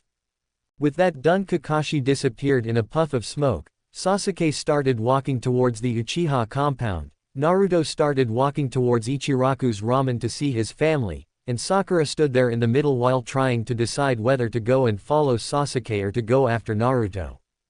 If either of you want to celebrate being a team, then follow me, said Naruto as he continued to walk. Sasuke paused at this for a moment before he turned and started to follow Naruto, as he decided that if he was around Naruto a little more he could learn the secret to Naruto's power. Sakura sighed in relief at this, as now she didn't have to pick, so she quickly followed after Sasuke and Naruto. Hokage Tower. Hiruzen, his three advisors, and the Jonin senseis for the teams that passed had just finished watching Team 7's test, and all except for Hiruzen and the hidden Yugao were shocked at the results. It was then Kakashi appeared in a puff of smoke while reading his book. Kakashi Hatake reporting that Team 7 has passed their test. Hokage-sama, said Kakashi without looking up from his book. Very good, Kakashi, now tell me, what do you think of the team, said Hiruzen. In all honesty, Hokage-sama, I fully expected this team to fail. From reading Sasuke's file to my brief exchange with him, it's clear that he has not only a superiority complex but an inferiority complex as well, so being on a team with someone stronger than him will not sit well with him. Sakura may be strong in theory and book smart, but she's weak in anything practical. She just a fangirl for Sasuke as of right now. And if what I heard was correct, she rejected Naruto's help simply because he wasn't Sasuke. Finally, there's Naruto. He might be too much of a wild card. He's very strong for someone who I can only assume is self-trained. Then there is the fact that he's difficult to read. He was calm and relaxed before the test began, but when we started to fight he was like an aggressive beast ready to tear me apart, said Kakashi. Hokage-sama, are you sure it was wise to put that boy on a team? Asked Kurenai. She didn't like Naruto at all, since she didn't like what he did to her friend Enko, and she definitely didn't trust him to be a ninja. Hiruzen knew this. In fact, he knew that her and his own son Asuma thought the same about Naruto, and it greatly disappointed him, but he never did anything about them since they never actively harmed Naruto, plus Naruto could take care of himself. Yes, I'm sure, Kurenai. Though you and many others don't like or trust Naruto, I'll have you know that I would trust Naruto with my life before I even consider trusting it to anyone else in this room, said Hiruzen with nothing but conviction in his voice. So you trust that cannibalistic monster even more than me? That's low even for you, Dad, thought a pissed off Asuma. Sure, him and his dad didn't have the best relationship, but what he just said really struck a nerve with him. Now with that said, I think I'll call an end to this little meeting, said Hiruzen. Just a moment, Hiruzen, as you are the only one here with any insight into the Jinchuriki's mind, I feel we should continue watching the boy to be sure he is loyal to the village, said Danzo. In truth, Danzo just wanted more information on Naruto because he saw Naruto as a very valuable weapon. He had even sent multiple groups of his root Anbu in order to either capture Naruto or his family, but each group never came back. First, it's Hokage-sama to you, and the next time anyone in this room forgets that, I'll have you executed on the spot. Second, he has a name, so I suggest you use it. And third, I know that Naruto-kun is at least loyal to me, because if I asked him to kill any of you he'd do it while probably laughing about it. He's actually offered to kill you plenty of times, but I told him that the paperwork I would have to deal with because of it wasn't worth it. It's becoming worth it more and more every day, said Hiruzen while directing the last part at his advisors. Homura and Kaharu paled at this while Danzo didn't show any emotion at all. Though on the inside he really didn't like that he was secretly threatened by Hiruzen, and without knowing the full capabilities of the Jinchuriki he didn't know how to counter him. He'd just have to hope his arm and the Sharingans he had would be enough. What will happen when you step down from being Hokage again or you die? Asked Asuma. If I step down then everything will be fine, but if I die then I hope that the council picks the right person to become Hokage, said Hiruzen as he knew exactly what would happen if they made say Danzo Hokage. What would happen Hokage-sama? Asked Guy. If the new Hokage tries to make Naruto into a weapon or harm his family in any way at all, I have full faith that Naruto will personally declare war on the village, said Hiruzen with his voice nothing but serious. This made everyone in the room widen their eyes in shock, even Danzo. Why would you put someone like that on a team? Screamed Kurenai. I'll let that little outburst slide this time, Ms. Yuhi, but I suggest you watch your tone. I put Naruto on a team because of what I just said. Growing up, Naruto has had very little love or trust for this village as the people in it treat him lower than dirt. Naruto currently only has a very small part of the village that he cares for, and that's the people in the red light district, his family, and myself. As far as everyone else is concerned, he wouldn't give you a second thought if you died. With him being on this team though, Naruto will grow bonds outside of the red light and therefore be more inclined to protect the village as a whole, said Hiruzen. What I just said was pure bullshit. If he does bond with anyone he'll just move them into the red light and then watch as the rest of the village burns. Hiruzen thought to himself. That information will be helpful in dealing with him during training, but I have to agree with Dasno Dono. I'd like to see more of Naruto's personal life so that I can get a better read on him as a person, said Kakashi, though he really didn't like agreeing with Danzo at all. Very well then, let us watch, said Hiruzen as he activated his crystal ball once again. At Ichiraku's ramen. It only took a few minutes for the genin to reach Ichiraku's ramen, and once they walked inside, Naruto smiled behind his mask when he saw his father-in-law behind the counter and his daughter sitting on the counter smiling. Naruto then took off his mask and therefore showing his whole face to his teammates for the first time. Sasuke of course didn't care, but Sakura blushed at just how handsome Naruto was, and the whisker marks on his cheeks just seemed to make his appearance even better. Papa, squealed Hinami when she saw her father walk in. Naruto quickly walked over to her, picked her up, and started kissing her all over her face, which caused her to giggle. Hinami stopped giggling though when she saw Sasuke and Sakura. Num num, asked Hinami as she pointed at Sasuke and Sakura. He, no Hinami, they're not food, they're my teammates. Sasuke, Sakura, this is my daughter Hinami and the man behind the counter is my father-in-law Kyuki, said Naruto with a laugh. Sasuke simply nodded, a little disturbed that the kid thought of him as food but otherwise not really caring. Sakura on the other thought that Hinami was adorable and quickly went over and started tickling her, causing Hinami to laugh loudly. Hey Pop, was Hinami-chan good while I was gone? Asked Naruto. Kyuki smiled at his son-in-law while listening to his granddaughter laugh. She was just perfect, my boy, I even got some big tips just because she's so cute. Ayame, I need a cup of coffee up here, said Kyuki before yelling to the back. Naruto, with Hinami still in his arms, sat at the counter with his teammates, but since he knew neither of them had eaten anything he ordered them both a small bowl of ramen. A minute later Ayame came from the back with a cup of coffee in her hand. Alright Dad, I got the coffee. Oh Narukoi, you're here, said Ayame with a smile. She placed the coffee down in front of him since she knew it was for him and then leaned in and gave him a passionate kiss on the lips. Once they broke the kiss they noticed that Sasuke and Sakura were looking at them. Oh right, Ayame, these are my new teammates Sasuke Uchiha and Sakura Haruno. Sasuke and Sakura, this is my wife Ayame Uzumaki, said Naruto before picking up the coffee and taking a sip. Sasuke and Sakura just gaped at Ayame for a few moments. Sasuke thought she was beautiful as she clearly had a better body than the kunoichi in his age group, with the only exception being Ino, but she was a useless fangirl in his mind.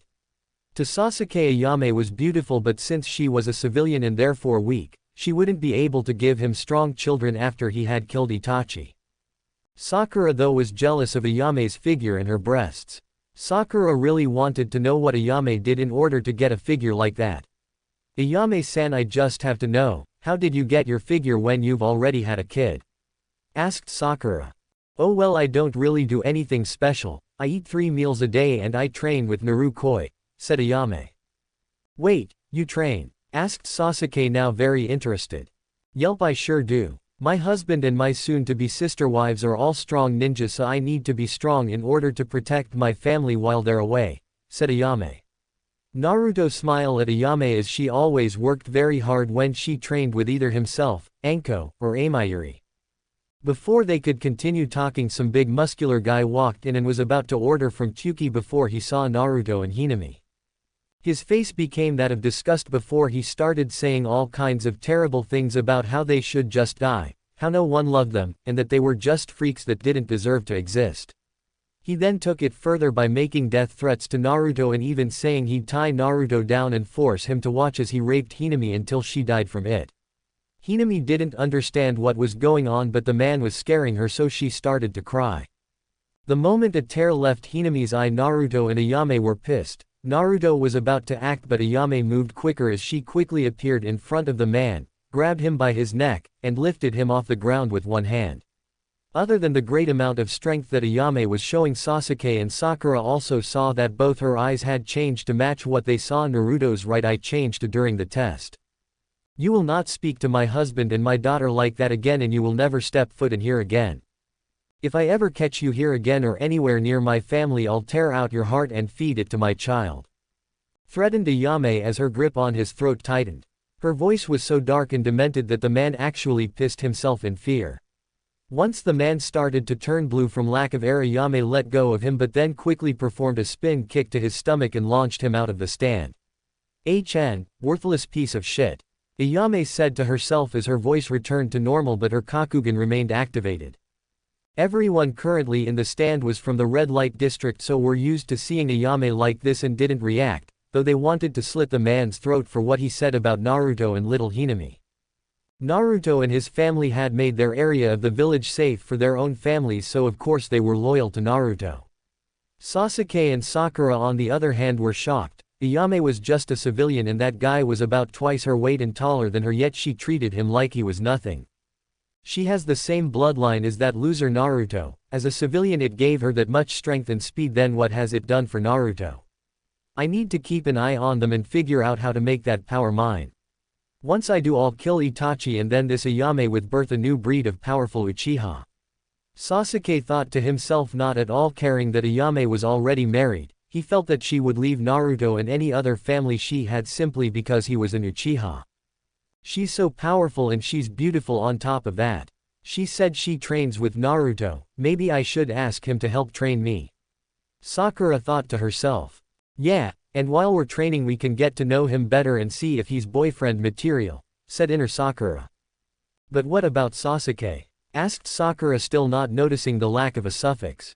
What about him? He completely ignores us. I say we focus on Naruto, who's paid us more attention in 2 days than Sasuke has during 8 years in the academy, said inner Sakura. Well, you have a point there. I'll think about it, as I don't want to completely give up on Sasuke yet, thought Sakura. Back in the Hokage office. Well, I think we've seen enough of Naruto's personal life, said Hiruzen as he deactivated the crystal ball. Hokage-sama, that woman just assaulted a civilian. We have to do something, said Kurenai. In case you forgot, Kurenai, that woman is a civilian herself and is a co-owner of that establishment, therefore it is up to her and her father on how things are handled within her business. If you wish to involve yourself in the matter, then go ahead, but know this, you do not have my support and I cannot guarantee that you'll survive your encounter with a pissed-off Naruto, said Hiruzen with a serious voice. He had seen the damage Naruto could do when pissed off and it was frightening. Why did that woman's eyes change and what was it? Asked Danzo. It's part of Naruto's bloodline, he calls it the Kakugan, and how Ayame has it as a clan secret, said Hiruzen. Why is it she had 2 while it seems Naruto only has 1? Asked Kakashi. The ghoul bloodline, as Naruto calls it, comes in 2 main varieties. Regular ghouls have 2 Kakugan and are quite powerful, as you have just seen. Then there are one-eyed ghouls like Naruto who only have one Kakugan, they are stronger than regular ghouls. Now that is enough about Naruto. If you wish to learn more about Naruto you'll just have to interact with him, said Hiruzen as he ended the meeting. 2 months later. Naruto and his team were currently escorting a bridge builder to Wave Country because after 2 months of D-rank missions Sasuke had finally exploded and demanded a real mission. Naruto couldn't really complain since he used shadow clones to do the missions while he stayed at home with Hinami. The Hokage had given in and given them their first C rank. Looking at his team and had different reactions for each. With Kakashi Naruto was disappointed, he only worked on their teamwork and he tried to force them to be friends. Knowing that Kakashi was a former Anbu but was teaching them things that should have been taught in the academy, Naruto felt greatly insulted being under Kakashi's command. With Sasuke, Naruto has already decided that if Sasuke didn't get his head out of his ass then he would enjoy breaking every bone in Sasuke's body before dragging him to be milked of his man juice. Naruto always saw Sasuke watching him, trying to learn what made Naruto so strong. Sasuke had even once been caught trying to watch Naruto when he was training on his own. Sasuke had even once demanded that Naruto teach him everything Naruto knew. Hell, Sasuke had even had Naruto brought before the civilian council so that they could force Naruto to teach him. Naruto simply brushed them off by saying that since this wasn't a civilian matter they had no power over him. He then left while giving them the middle finger. Sakura was the only member of his team that he had any positive feelings about. She had one day, after getting rejected by Sasuke again, came to him and asked for training. He warned her that it would be tough and he wouldn't hold back on her, but she accepted his training anyway. Looking at her now, Naruto could honestly say he had broken her of her fangirl ways and turned her into a real kunoichi. She still had plenty to learn but she was already stronger than she was before. Sakura kept glancing at Naruto as they walked. After a full week of being rejected by Sasuke she had stopped asking him out and asked Naruto to train her. He trained her hard and forced her off of all of her diets and the results really showed. She was more confident in herself, her legs, arms and stomach were much more toned, her breasts went from an A cup to low C cups, her ass was bigger and firmer, and her style had even changed. She now wore calf-high black kunoichi boots, knee-length black tights, a short-sleeved tight red top that showed off her stomach with her clan's symbol on the back, black fingerless gloves, and she now wore her headband around her right bicep while her long pink hair was worn in a braided ponytail. During her training Sakura had gained deep feelings for Naruto and asked him out on a date. She didn't expect him to say yes, but when he did she was greatly surprised. The date was simple, a picnic on top of the Hokage monument at sunset, but to Sakura it was amazing. Despite not being able to eat human food, Naruto had Kyuki teach him how to make good food off just smell and sight. Sakura loved the food and made sure Naruto knew it with constant compliments. After eating they just talked and got to know each other better. She learned that her own father was one of his main harassers, which upset her as Naruto was a really nice person once you got to know him. A sadistic slave driver during training, but nice all the same. She looked at Naruto and blushed a little with a small smile on her face when she remembered how the date had ended. Flashback. Thanks for walking me home, Naruto. I had a great time, said Sakura with a smile. No problem, Sakura, and I had a great time too, said Naruto with a small smile, which of course Sakura could see since he wasn't wearing his mask. I mean, come on, what wears a mask while on a date with a girl? Somewhere in the village Kakashi sneezes and gets snot all over the inside of his mask. Naruto, why did you agree to go out with me? Asked Sakura while looking down. Why wouldn't I want to go out with you? Asked Naruto. I've gained weight, my breasts are small, I'm not that great of a ninja, and I have a large forehead, said Sakura as tears started to gather in her eyes. Her tears stopped though when Naruto placed his hand on her cheek and had her look at him in the eye. First, you haven't gained weight, you've gained muscle and it looks really good on you. Second, breast size doesn't matter to me, as I'd rather have a woman with small breasts that loves me for me rather than a large-breasted woman that only thinks I'm a monster. Besides, you have an amazing ass. Third, you've greatly improved in your ninja training, so don't worry about that. And finally, I don't see what's so bad about your forehead, as I think it's charming, it makes me want to kiss it, said Naruto. Sakura was wide-eyed at the things that Naruto had said about her. especially the last part, as only her mother had ever called her forehead charming, not even her father had ever said anything nice about her forehead. Her eyes became even wider when Naruto actually leaned in and kissed her forehead. Sakura turned completely red at this, but when Naruto pulled back she lost control of her body and lunged forward and kissed him deeply on the lips. Naruto was surprised by this for a second but then quickly returned the kiss while wrapping his arms around her waist. Surprisingly, it was Sakura to be the first to introduce tongue into the kiss, but Naruto quickly dominated her mouth with his while she released light moans. Once they broke the kiss, Naruto had his smirk on his face and Sakura was breathing heavy while beat red. "Good night, Sakura-chan," said Naruto as he let her go and started walking away. "Good night, Naruto-kun," whispered Sakura, though Naruto still heard her. Flashback end. After that they went out on several more dates and now Sakura was comfortable with calling herself Naruto's girlfriend.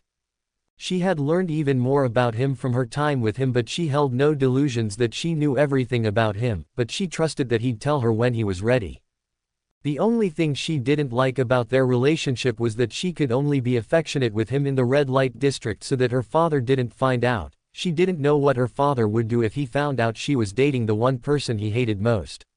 Lucky for her though, she was able to tell her mother, who was very supportive.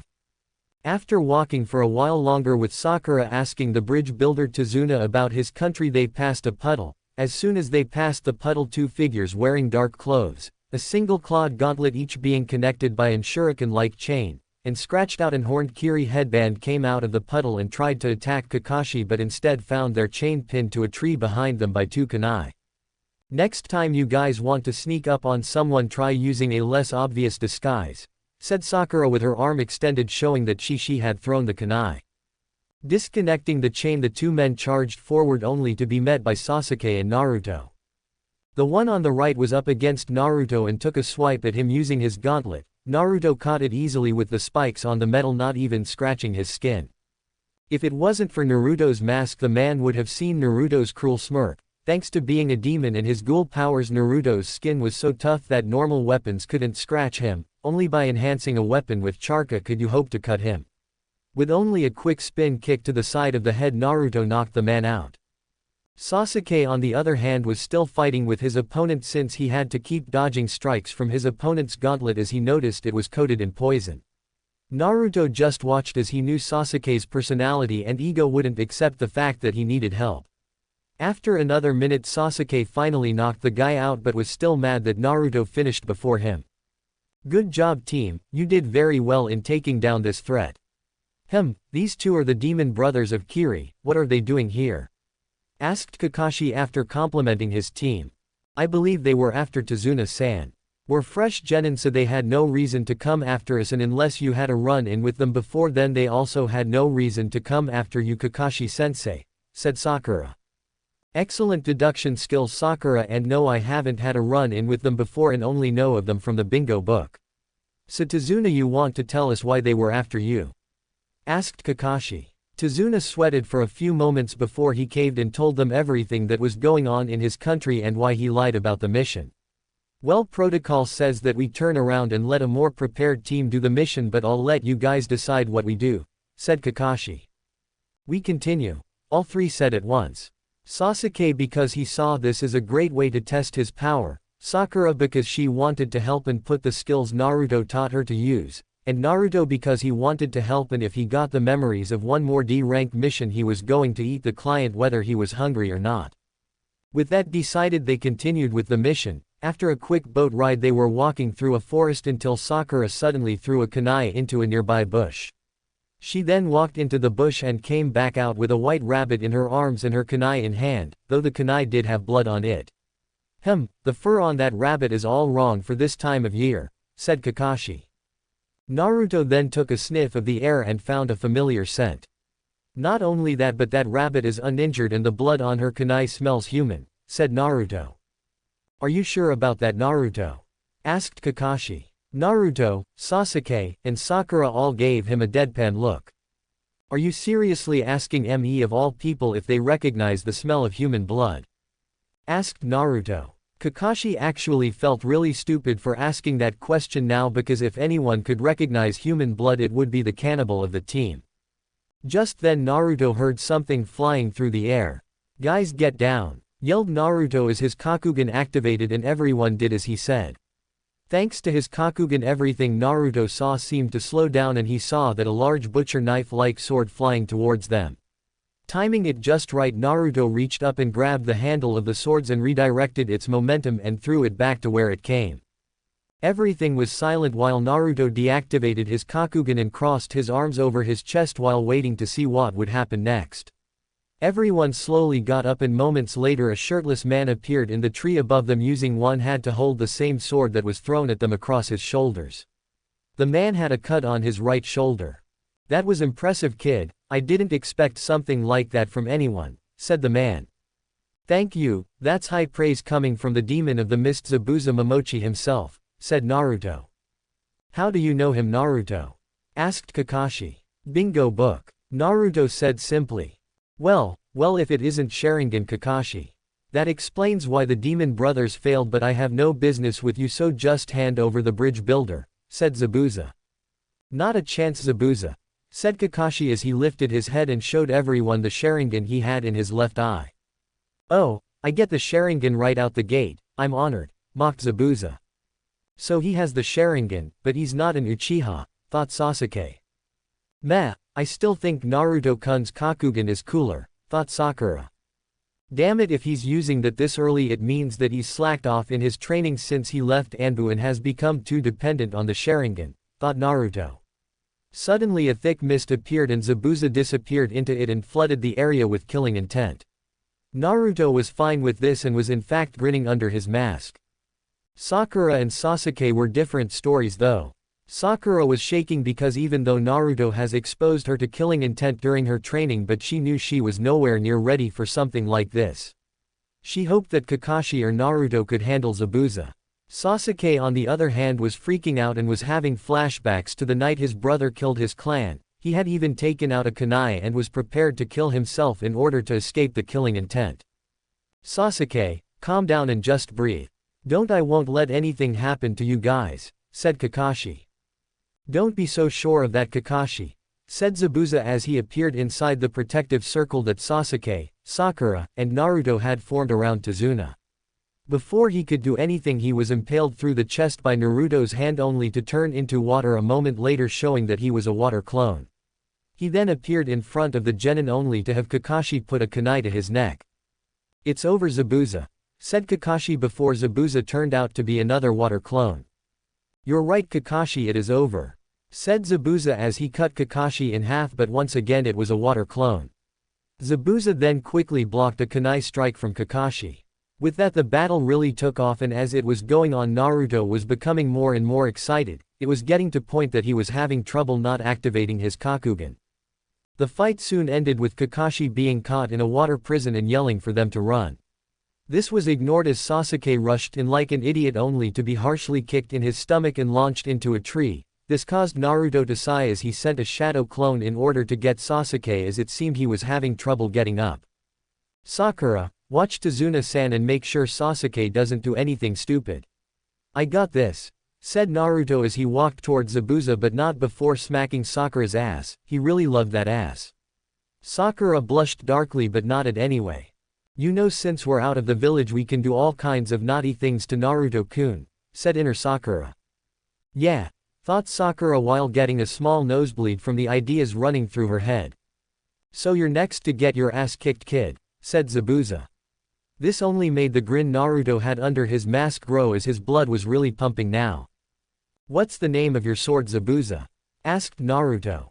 Zabuza raised a non-existent eyebrow at this but answered anyway. "Her name is Kubakurbocho," said Zabuza. "That's a good name for her, and you are obviously skilled with her, so I know this is going to be fun. But since you have your dance partner out, I might as well get mine as well," said Naruto. Holding up his right hand to Zabuza, the kanji for 13 glowed brightly on the palm of his hand before Naruto was covered in a puff of smoke. The smoke was blown away by Naruto twirling a large weapon around himself. Once Naruto stopped twirling the weapon, it was revealed to be a square and jagged side with an L-shaped blade and a sharp tip. Everyone, including Tazuna, could feel the power coming from the weapon, and for Sasuke, who was still holding his stomach in pain. It made him desire the weapon for himself. Zabuza, I'd like you to meet my dance partner and her name is Juzu's Jason. Now then let's see who wins between the demon of the hidden mist and Konoha's demonic centipede. Said Naruto as his Kakugan became full activated. He then cracked his left index finger and charged a Zabuza who charged right back at him. Alright everyone, that's chapter 2. I hope you liked it. That's right, Naruto's main weapon of choice besides his Kagun, which will be revealed later, will be Juzu's Jason or 13's Jason, whatever you want to call it. Harem. Ayame, Anko, Amayuri, Tsunami, Fubuki, Guren, Karen, Kin, Tamari, Tayuya, Yugao, Sakura, Fuka, Kotoheim, Yami, Yakumo, Karui, Shien, Suzumaki, Fem Kurama, Fem Shukaku, Rise, Ito, Corona, Nashiro, maybe more later.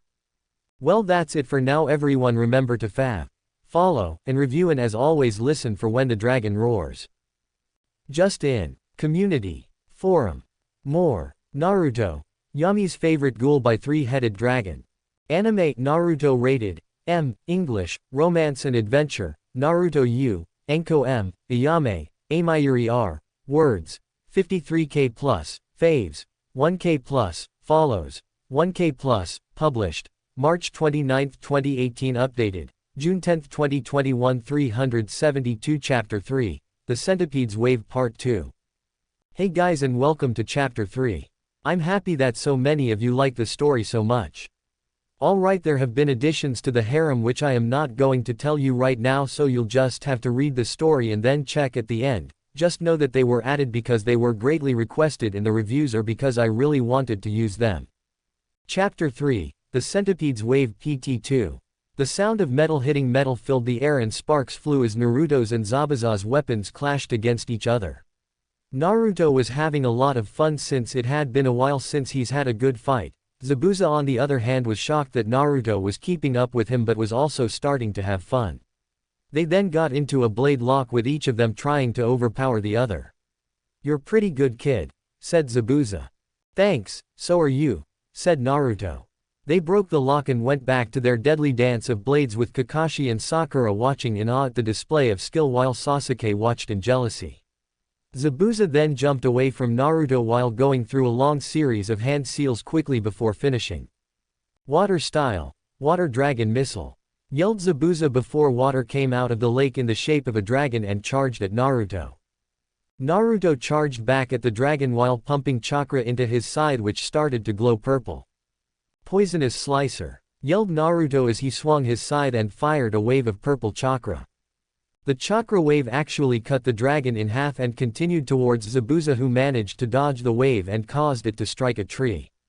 Zabuza watched as the tree quickly turned green and began to decay and fall apart. He was really happy he chose to dodge that attack.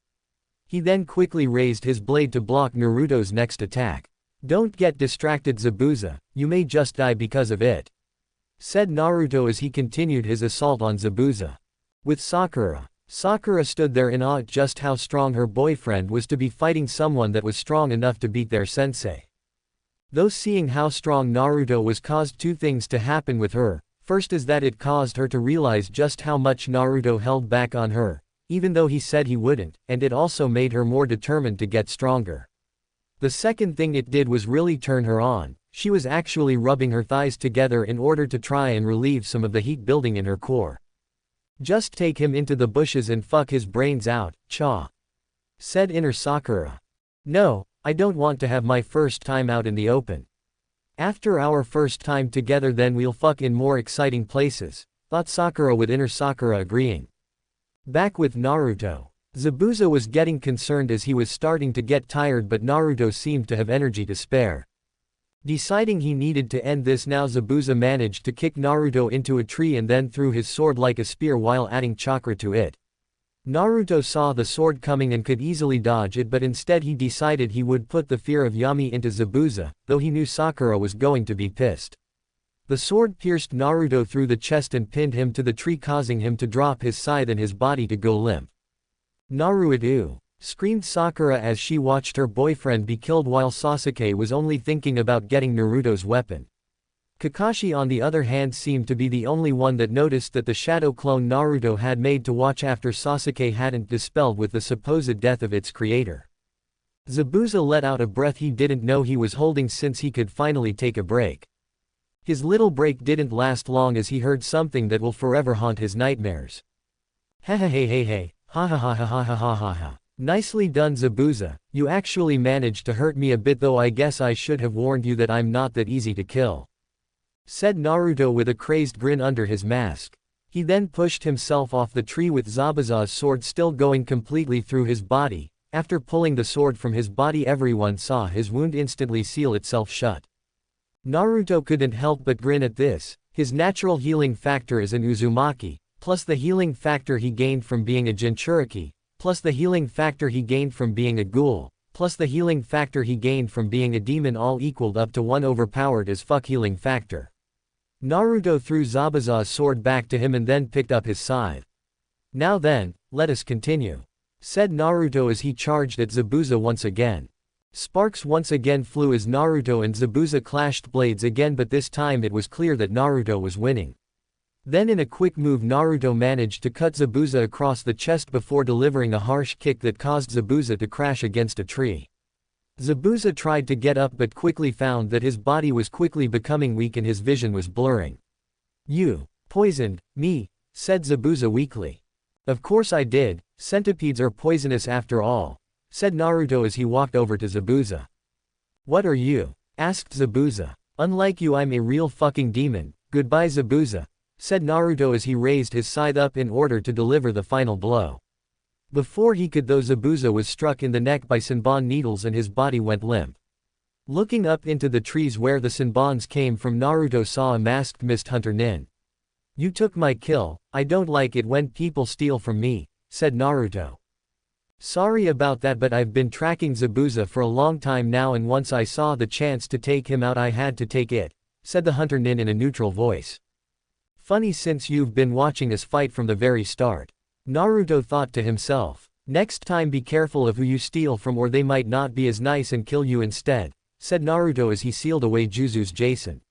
Meanwhile, with Zabuza now presumed dead, Kakashi was freed and made his way to shore. I'll try to remember that, said the hunter Nin as they moved to Zabuza's body and place his arm over their shoulders. Oh, and Hunter-san, said Naruto, getting the hunter Nin's attention. I hope that the next time we meet it is on better terms, otherwise I won't be as merciful and kill both of you, said Naruto before his Kakugan deactivated and his voice returned to normal. The hunter Nin said nothing and simply took off with Zabuza. Though behind the mask they were incredibly shocked that Naruto had figured them out so quickly and yet still allowed them to take Zabuza.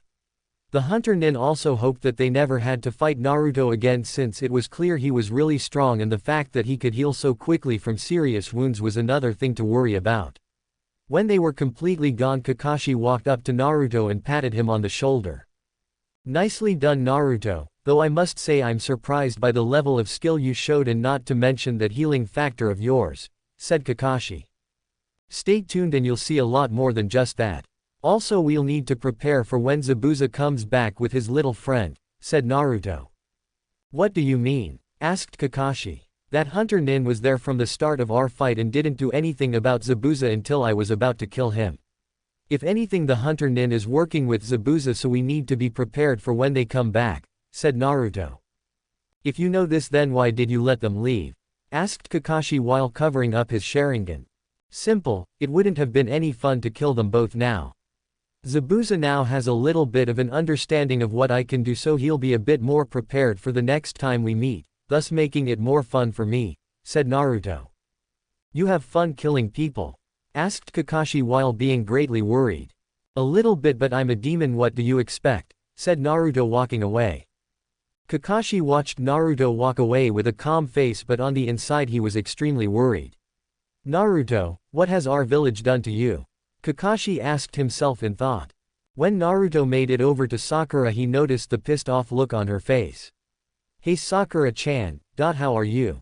Naruto asked awkwardly. Hey, a demonic ghoul he might be, but just like any man he had a healthy fear of women, especially angry women.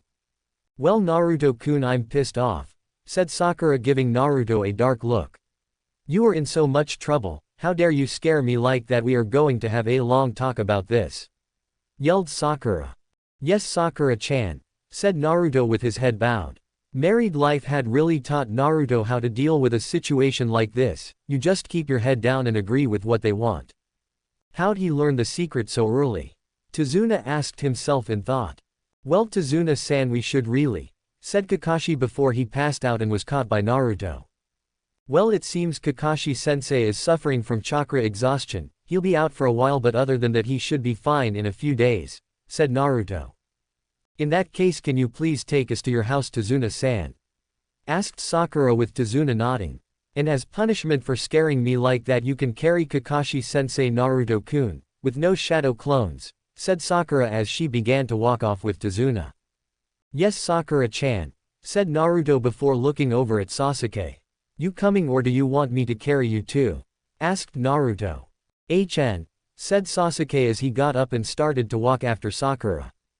Meanwhile in Konoha, Hinami was currently playing with her favorite ball outside of Ichiraku's ramen. Ayame kept the flaps to the stand open so that she could keep an eye on her daughter. Up on a roof not too far away was an Anbu wearing a lizard mask that was watching Hinami. This particular Anbu didn't like Naruto and his family because he had lost his own family during the Kyuubi attack and blamed Naruto for it. He had been planning for a while now to take out Naruto and his family but couldn't because Naruto was very strong and very protective of his family, but now that Naruto was out of the village he was sure he could easily kill the woman and child. Moving quickly, he jumped down with his sword drawn ready to stab Hinami through the head, but he became confused when his blade hit the ground instead of the child. Looking behind him, he saw the child in the arms of her mother and the mother glaring at him with her Kakugan activated. You dare to attack my child, I shall feast on your heart, said Ayame with a growl. I'm doing this village a service, you and your kind don't belong here, said the Anbu before he charged at them. Ayame didn't move and instead smirked as four cream-colored petal-like appendages with red eye-like orbs in the center came out of her back and protected her and Hinami. What? Yelled the Anbu as he had never seen any of the demons do something like this. He was then smacked away and rolled across the ground until he was able to right himself and stand up. What the hell are those things? Asked the Anbu. He, there is more to the ghoul bloodline than you realize, said Ayame. Just then a civilian that supported Naruto ran over, took Hinami into their arms, and ran into Ichiraku's where it would be safer. What the Anbu didn't know was that Naruto had already informed everyone that supported him what to do should something like this happen, which was basically get Hinami into the shop and let Ayame and his own security measures handle things. Well, now that my daughter is out of harm's way, let's get to the meal, shall we? Said Ayame before she charged at the Anbu that charged back at her. The Anbu kept swinging his sword at Ayame, but she kept using her Kagun to block his attacks, or she would simply shift her body to dodge him. Thanks to her training with Amayuri, she was more than capable of keeping up with a sword user, especially since this guy was nowhere near as good as Amayuri. The Anbu was becoming increasingly frustrated that he hadn't landed a single hit on Ayame yet. He was an Anbu, damn it, and she was a civilian. He should have killed her by now. His attacks suddenly stopped as he found Ayame's fist buried in his gut before she kicked him in the chest. He struggled to stand up as he saw Ayame slowly walking towards him with a smirk on her face. Just give up already, I have a job to do and you're no match for me, said Ayame. I figured trying to kill a demon on my own was foolish, but I had to try. Luckily I did bring backup just in case this happened, said the Anbu before giving a signal, and two more Anbu showed up, one with a cheetah mask and one with a mantis mask. Then all three of them started going through the same hand seals. Fire style, fireball jutsu. All three of the Anbu yelled at once as they each fired a fireball at Ayame, with their attacks combining into one huge fireball. Ayame didn't move and simply used her Kagun to surround herself in a protective shell and tank the fireball. Once the fire stopped, Ayame opened her Kagun, showing she was just fine, she wasn't even sweating. Is that the best you have? That's very disappointing, said Ayame before she disappeared in a burst of speed and appeared behind the cheetah-masked Anbu. She sent her Kagun at the Anbu and it wrapped around him and started to squeeze him. Ah! Screamed the Anbu as he started to feel his every bone in his body start to break. His screaming stopped when one of his ribs broke and punctured his heart. Ayame dropped his body without any care as she stared at the last two. "Cheetah, damn you bye," yelled Mantis before he stiffened up. Blood leaked out from under his mask, and he fell over dead. Standing behind him with an outstretched hand was a young woman about the same age as Naruto with fair skin, waist-length dark blue hair, pale lavender eyes with no pupils, an athletic but feminine build, long legs, thick thighs, wide hips, narrow waist, a juicy ass, and large DD-cup breasts. For clothes she wore black kunoichi sandals, ankle-length dark blue pants, an open heavy lavender coat with white fur on the cuffs and around the collar showing off her flat stomach, a dark blue bikini top that struggled to contain her breasts, and a black choker around her neck. This young woman is Hinata Hyuga and she has just killed the Mantis Anbu by exploding his heart. "Hyuga-sama, why?" asked Lizard. "Simple, you were attacking my future sister wife and I can't have that, so you and your comrades must die," said Hinata with a cold edge to her voice. Hinata actually used to be a very shy little girl, but when she was around 5 years old she was saved from some bullies by Naruto. Ever since then she's greatly admired him and always tried to thank him, but she was so shy that she couldn't even bring herself to talk to him, so she followed him around and watched him using her Byakugan. She was actually there when he was killed and was so scared that she could do nothing but watch as he was tortured and killed. She almost broke then and there, but the next day saw that he was still alive but different. She went back to watching him and saw everything he was doing in the red light. She saw how he was kind to those that were kind to him and brutal to those that hated him. Him eating people did disturb her, but she overheard her father talking about how a bloodline he awoke made it so he couldn't eat human food and could only eat human flesh, so she didn't blame him for it. Seeing this caused a change in Hinata as she vowed to be just like Naruto. She threw herself into her training and went from being a shy little girl that couldn't talk without stuttering and wore multiple layers of clothes to a confident young woman that wasn't afraid to show off her body and was desired by many men and some women. She was the sweetest girl to those she liked but completely brutal to those she didn't.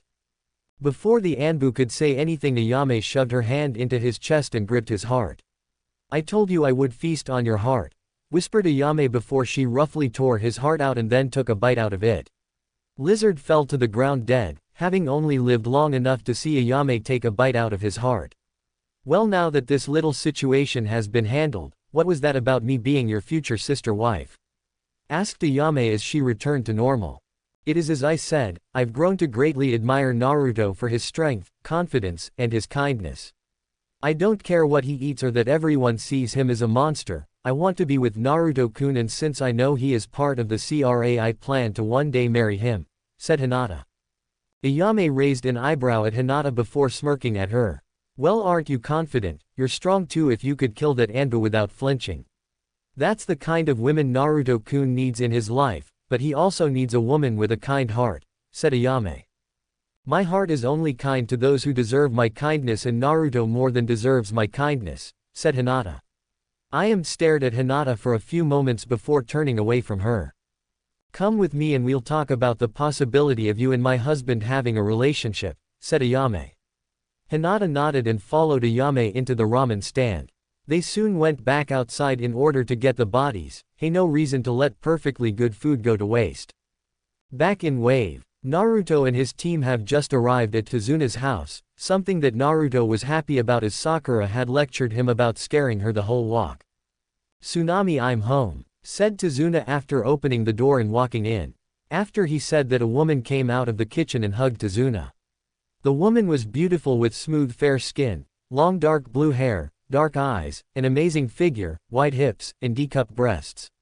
For clothes she wore a pink blouse with a red collar, a dark blue ankle-length skirt, and blue sandals. "This woman is Tsunami, Tazuna's daughter." "Father, I'm so glad you're home," said Tsunami. "Well, it's thanks to these super ninja that I was able to get home safely," said Tazuna. "Thank you for bringing my father home safely," said Tsunami as she bowed to Team 7. "It was no problem, but do you have an extra room I can put our sensei in?" asked Naruto. "Oh, of course, follow me," said Tsunami as she led Naruto to one of the open rooms. After putting Kakashi down, they went back downstairs and Naruto sat on the couch with Sakura while Sasuke sat on the other couch. "Alright, here is how things are gonna work. Sakura and Sasuke, I want the two of you to check around the house and make sure this place is safe, and I'll have some shadow clones set up a perimeter just in case someone tries to sneak in. Meanwhile, I'm going into town to look around and see for myself what the situation is like, said Naruto. Who died and made you leader, Dode? Asked Sasuke. You wanna fight me for the right to be leader? Asked Naruto. Maybe ID. Sasuke didn't get the chance to finish as Naruto quickly appeared in front of him and punched his lights out. Don't challenge me, bitch, I'm way above your level, said Naruto. Naruto was then suddenly turned around by Sakura, who snatched his mask off and smashed her lips against his. He quickly returned the kiss and then pushed his tongue into her mouth while squeezing her ass. Sakura moaned deeply as she loved it when Naruto would play with her ass. Both of them completely forgot that Tsunami was still in the room. Said woman was currently blushing brightly as she couldn't take her eyes away from the young couple that was passionately making out in front of her. When Naruto and Sakura finally broke apart, Sakura's cheeks were bright red and she was breathing heavy. That was for turning me on while you were fighting Zabuza and for being so hot when you knocked out Sasuke, said Sakura in a husky voice. Well, thank you, but now you'll have to do what I asked on your own. Plus you did that in front of Tsunami-san, said Naruto. Sakura's face quickly became even redder out of embarrassment for having pretty much dry-humped her boyfriend in front of a complete stranger. Sorry about that, Tsunami-san, said Naruto. Oh, no need to apologize, I was young once so I understand, said Tsunami. Please, Tsunami-san, from what I can see you're still a young and beautiful woman, and if anyone else tells you otherwise then they're either blind or stupid, said Naruto with a wink before he disappeared in a burst of speed to go check out the town. Tsunami blushed even more at Naruto's words as she moved a lock of her hair behind her right ear. My, he sure is a charmer, said Tsunami.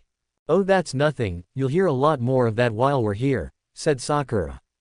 And you're okay with that? Isn't he your boyfriend? Asked a confused Tsunami. Yes, he's my boyfriend, but there are special circumstances concerning him that I'm sure you'll find out about in time, said Sakura. This confused Tsunami even more, but she wrote it off as a ninja thing and left it alone. With Naruto. Naruto had been jumping from rooftop to rooftop for a few minutes now and he was pissed beyond belief.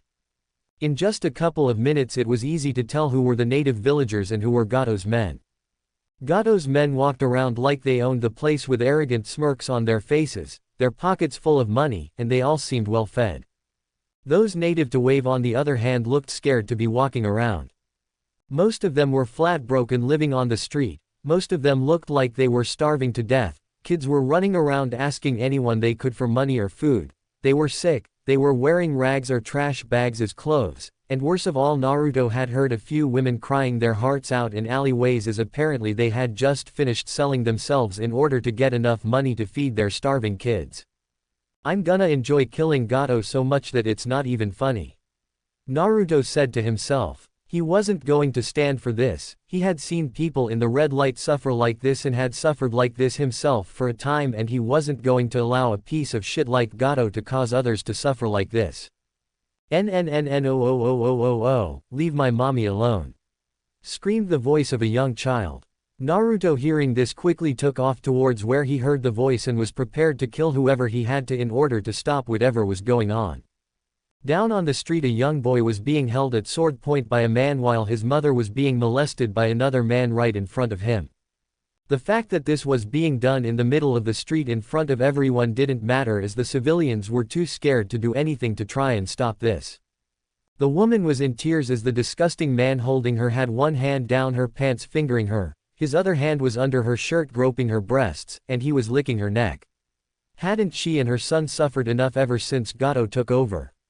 Apparently not, since she was about to be raped in front of her son. What made it worse was that she knew calling out for help was pointless as no one would do anything, so all she could do was cry. Well, what do we have here? Asked Naruto as he landed on the scene.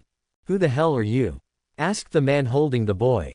Who, me? My name's Naruto Uzumaki, but I'm also known as Konoha's demonic centipede. You on the other hand can simply call me, your end, said Naruto before he disappeared in a burst of speed, and the next thing anyone saw was Naruto's fist going into the man's face and coming out the back of his head.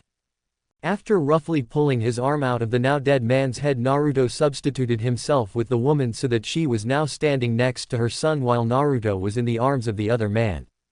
Naruto was not happy about this as the man's hand was touching his foot. The man had no react as Naruto quickly ripped off the offending arm at the shoulder, causing the man to scream in pain and horror as blood shot out of where his arm used to be. He continued to scream until Naruto grabbed him by the throat and lifted him off the ground. If you hurry back to Gato you may just survive this, but while you're there you make sure to tell him that the demonic centipede is coming for him," said Naruto before letting the man go. As the man ran away like a little bitch, Naruto quickly made 100 shadow clones. "I want 50 of you to go through this town and kill every last one of Gato's men. I want 25 of you to gather every wave native you can find and bring them here, and I want the last 25 of you to go fishing as these people need food," said Naruto. "Yes boss," chorused the shadow clones as they split up to do their jobs. Naruto was about to leave as well when he felt something on his leg. Looking down, Naruto saw the boy he had saved hugging his leg. "Thank you for saving my mommy," said the little boy. "You're welcome kid, now go stand with your mom until I can get some food here," said Naruto as he patted the boy's head. The boy smiled and nodded as he ran back to his mom. Naruto jumped up to the top of a building in order to keep an eye on things. What Naruto didn't know was that there was another little boy in the crowd watching him with wide eyes. The boy had fair skin, dark eyes, and short black hair. For clothes he wore blue sandals, green overalls, a cream-colored short-sleeved shirt, and a cream-colored bucket hat. This boy is Inari, Tsunami's son. It wasn't long before Naruto's clones started to come back with people and food. Some of the people his clones brought back looked scared. Naruto couldn't blame them for that, as thanks to the memories he was getting from some of his clones he knew that some of these people had seen his clones eating Gato's men. While these people have been through a lot, he doubted they've seen a person eaten alive. Their fear soon turned to gratefulness though, as his clones quickly started to descale, cut up, cook, and distribute the fish they had caught. Naruto couldn't help but smile as he saw the big happy smiles of kids who finally had something to fill their empty bellies.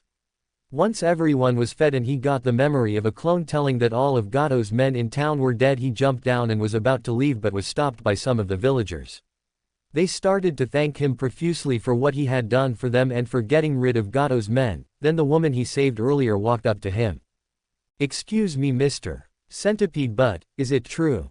asked the woman. "Is what true?" asked Naruto. "Well, there's a rumor going around that you're a ninja from Konoha and that you eat people," said the woman. Don't get her wrong, she was very grateful for him saving her and her son, but she had to think about his safety. Naruto stared at the woman for a few moments. Damn, rumors start and spread fast. Naruto thought to himself. Yes, I am a ninja from Konoha. My team and I were hired by the bridge builder Tazuna to protect him while he finishes the bridge. And I am a cannibal. Thanks to a special power I have, I can't eat human food and can only survive off of human flesh, said Naruto. He figured he might as well get this out of the way now.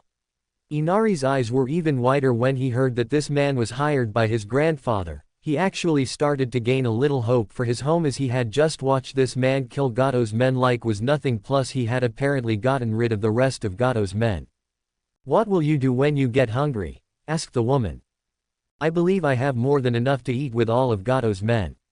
Now if you'll excuse me, I have other business to get to, said Naruto before disappearing in a swirl of water. Just outside of Wave stood two figures that appeared to be women. The first one was rather short with long messy green hair, fair skin, green eyes, a slim figure, and CC-cup breasts. For clothes she was wearing red heels, black stockings, a dark blue dress over a yellow sweater, and a wide belt around her waist. The second woman was of average height with long purple hair, fair skin, purple eyes, a slim build, and D-cup breasts. For clothes she wore hot pink heels, yellow stockings, a white dress with blue sleeves that showed a bit of her cleavage, and glasses with a red frame that only on the bottom half. The first woman is named Ito Yoshimura and the second woman is Rise Kamishiro, and both of them are ghouls. Ever since Yami had turned Naruto into a demonic ghoul, they have been watching his life. Ito was impressed by Naruto's strength and his commitment to being a good father, not mention how he kept peace in the red light. Rise was impressed by Naruto's strength, his brutality, and the fact that he wasn't afraid of what he was. She would never admit that she liked how Naruto treated the women he was involved with. Both of them were impressed by Naruto himself as he showed ghouls could be strong, brutal, and at times downright evil while also showing that they could have kind sides to them. Ito often talked about how she couldn't wait to carry Naruto's child in order to help spread the ghoul race throughout this world. Rise didn't mind carrying Naruto's child, but she wanted to wait a bit longer. Both of them found it funny though that Naruto named his child after a ghoul from their time. "Well Rise, are you ready to meet the new one-eyed king?" asked Ito. "Yes I am, and from the smell of this he's already spilt quite a bit of blood in that town," said Rise, getting excited.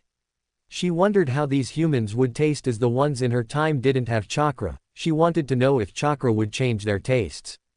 From what Yami-sama has told us, this country is being oppressed by a tyrant named Gato who is causing this place to suffer greatly.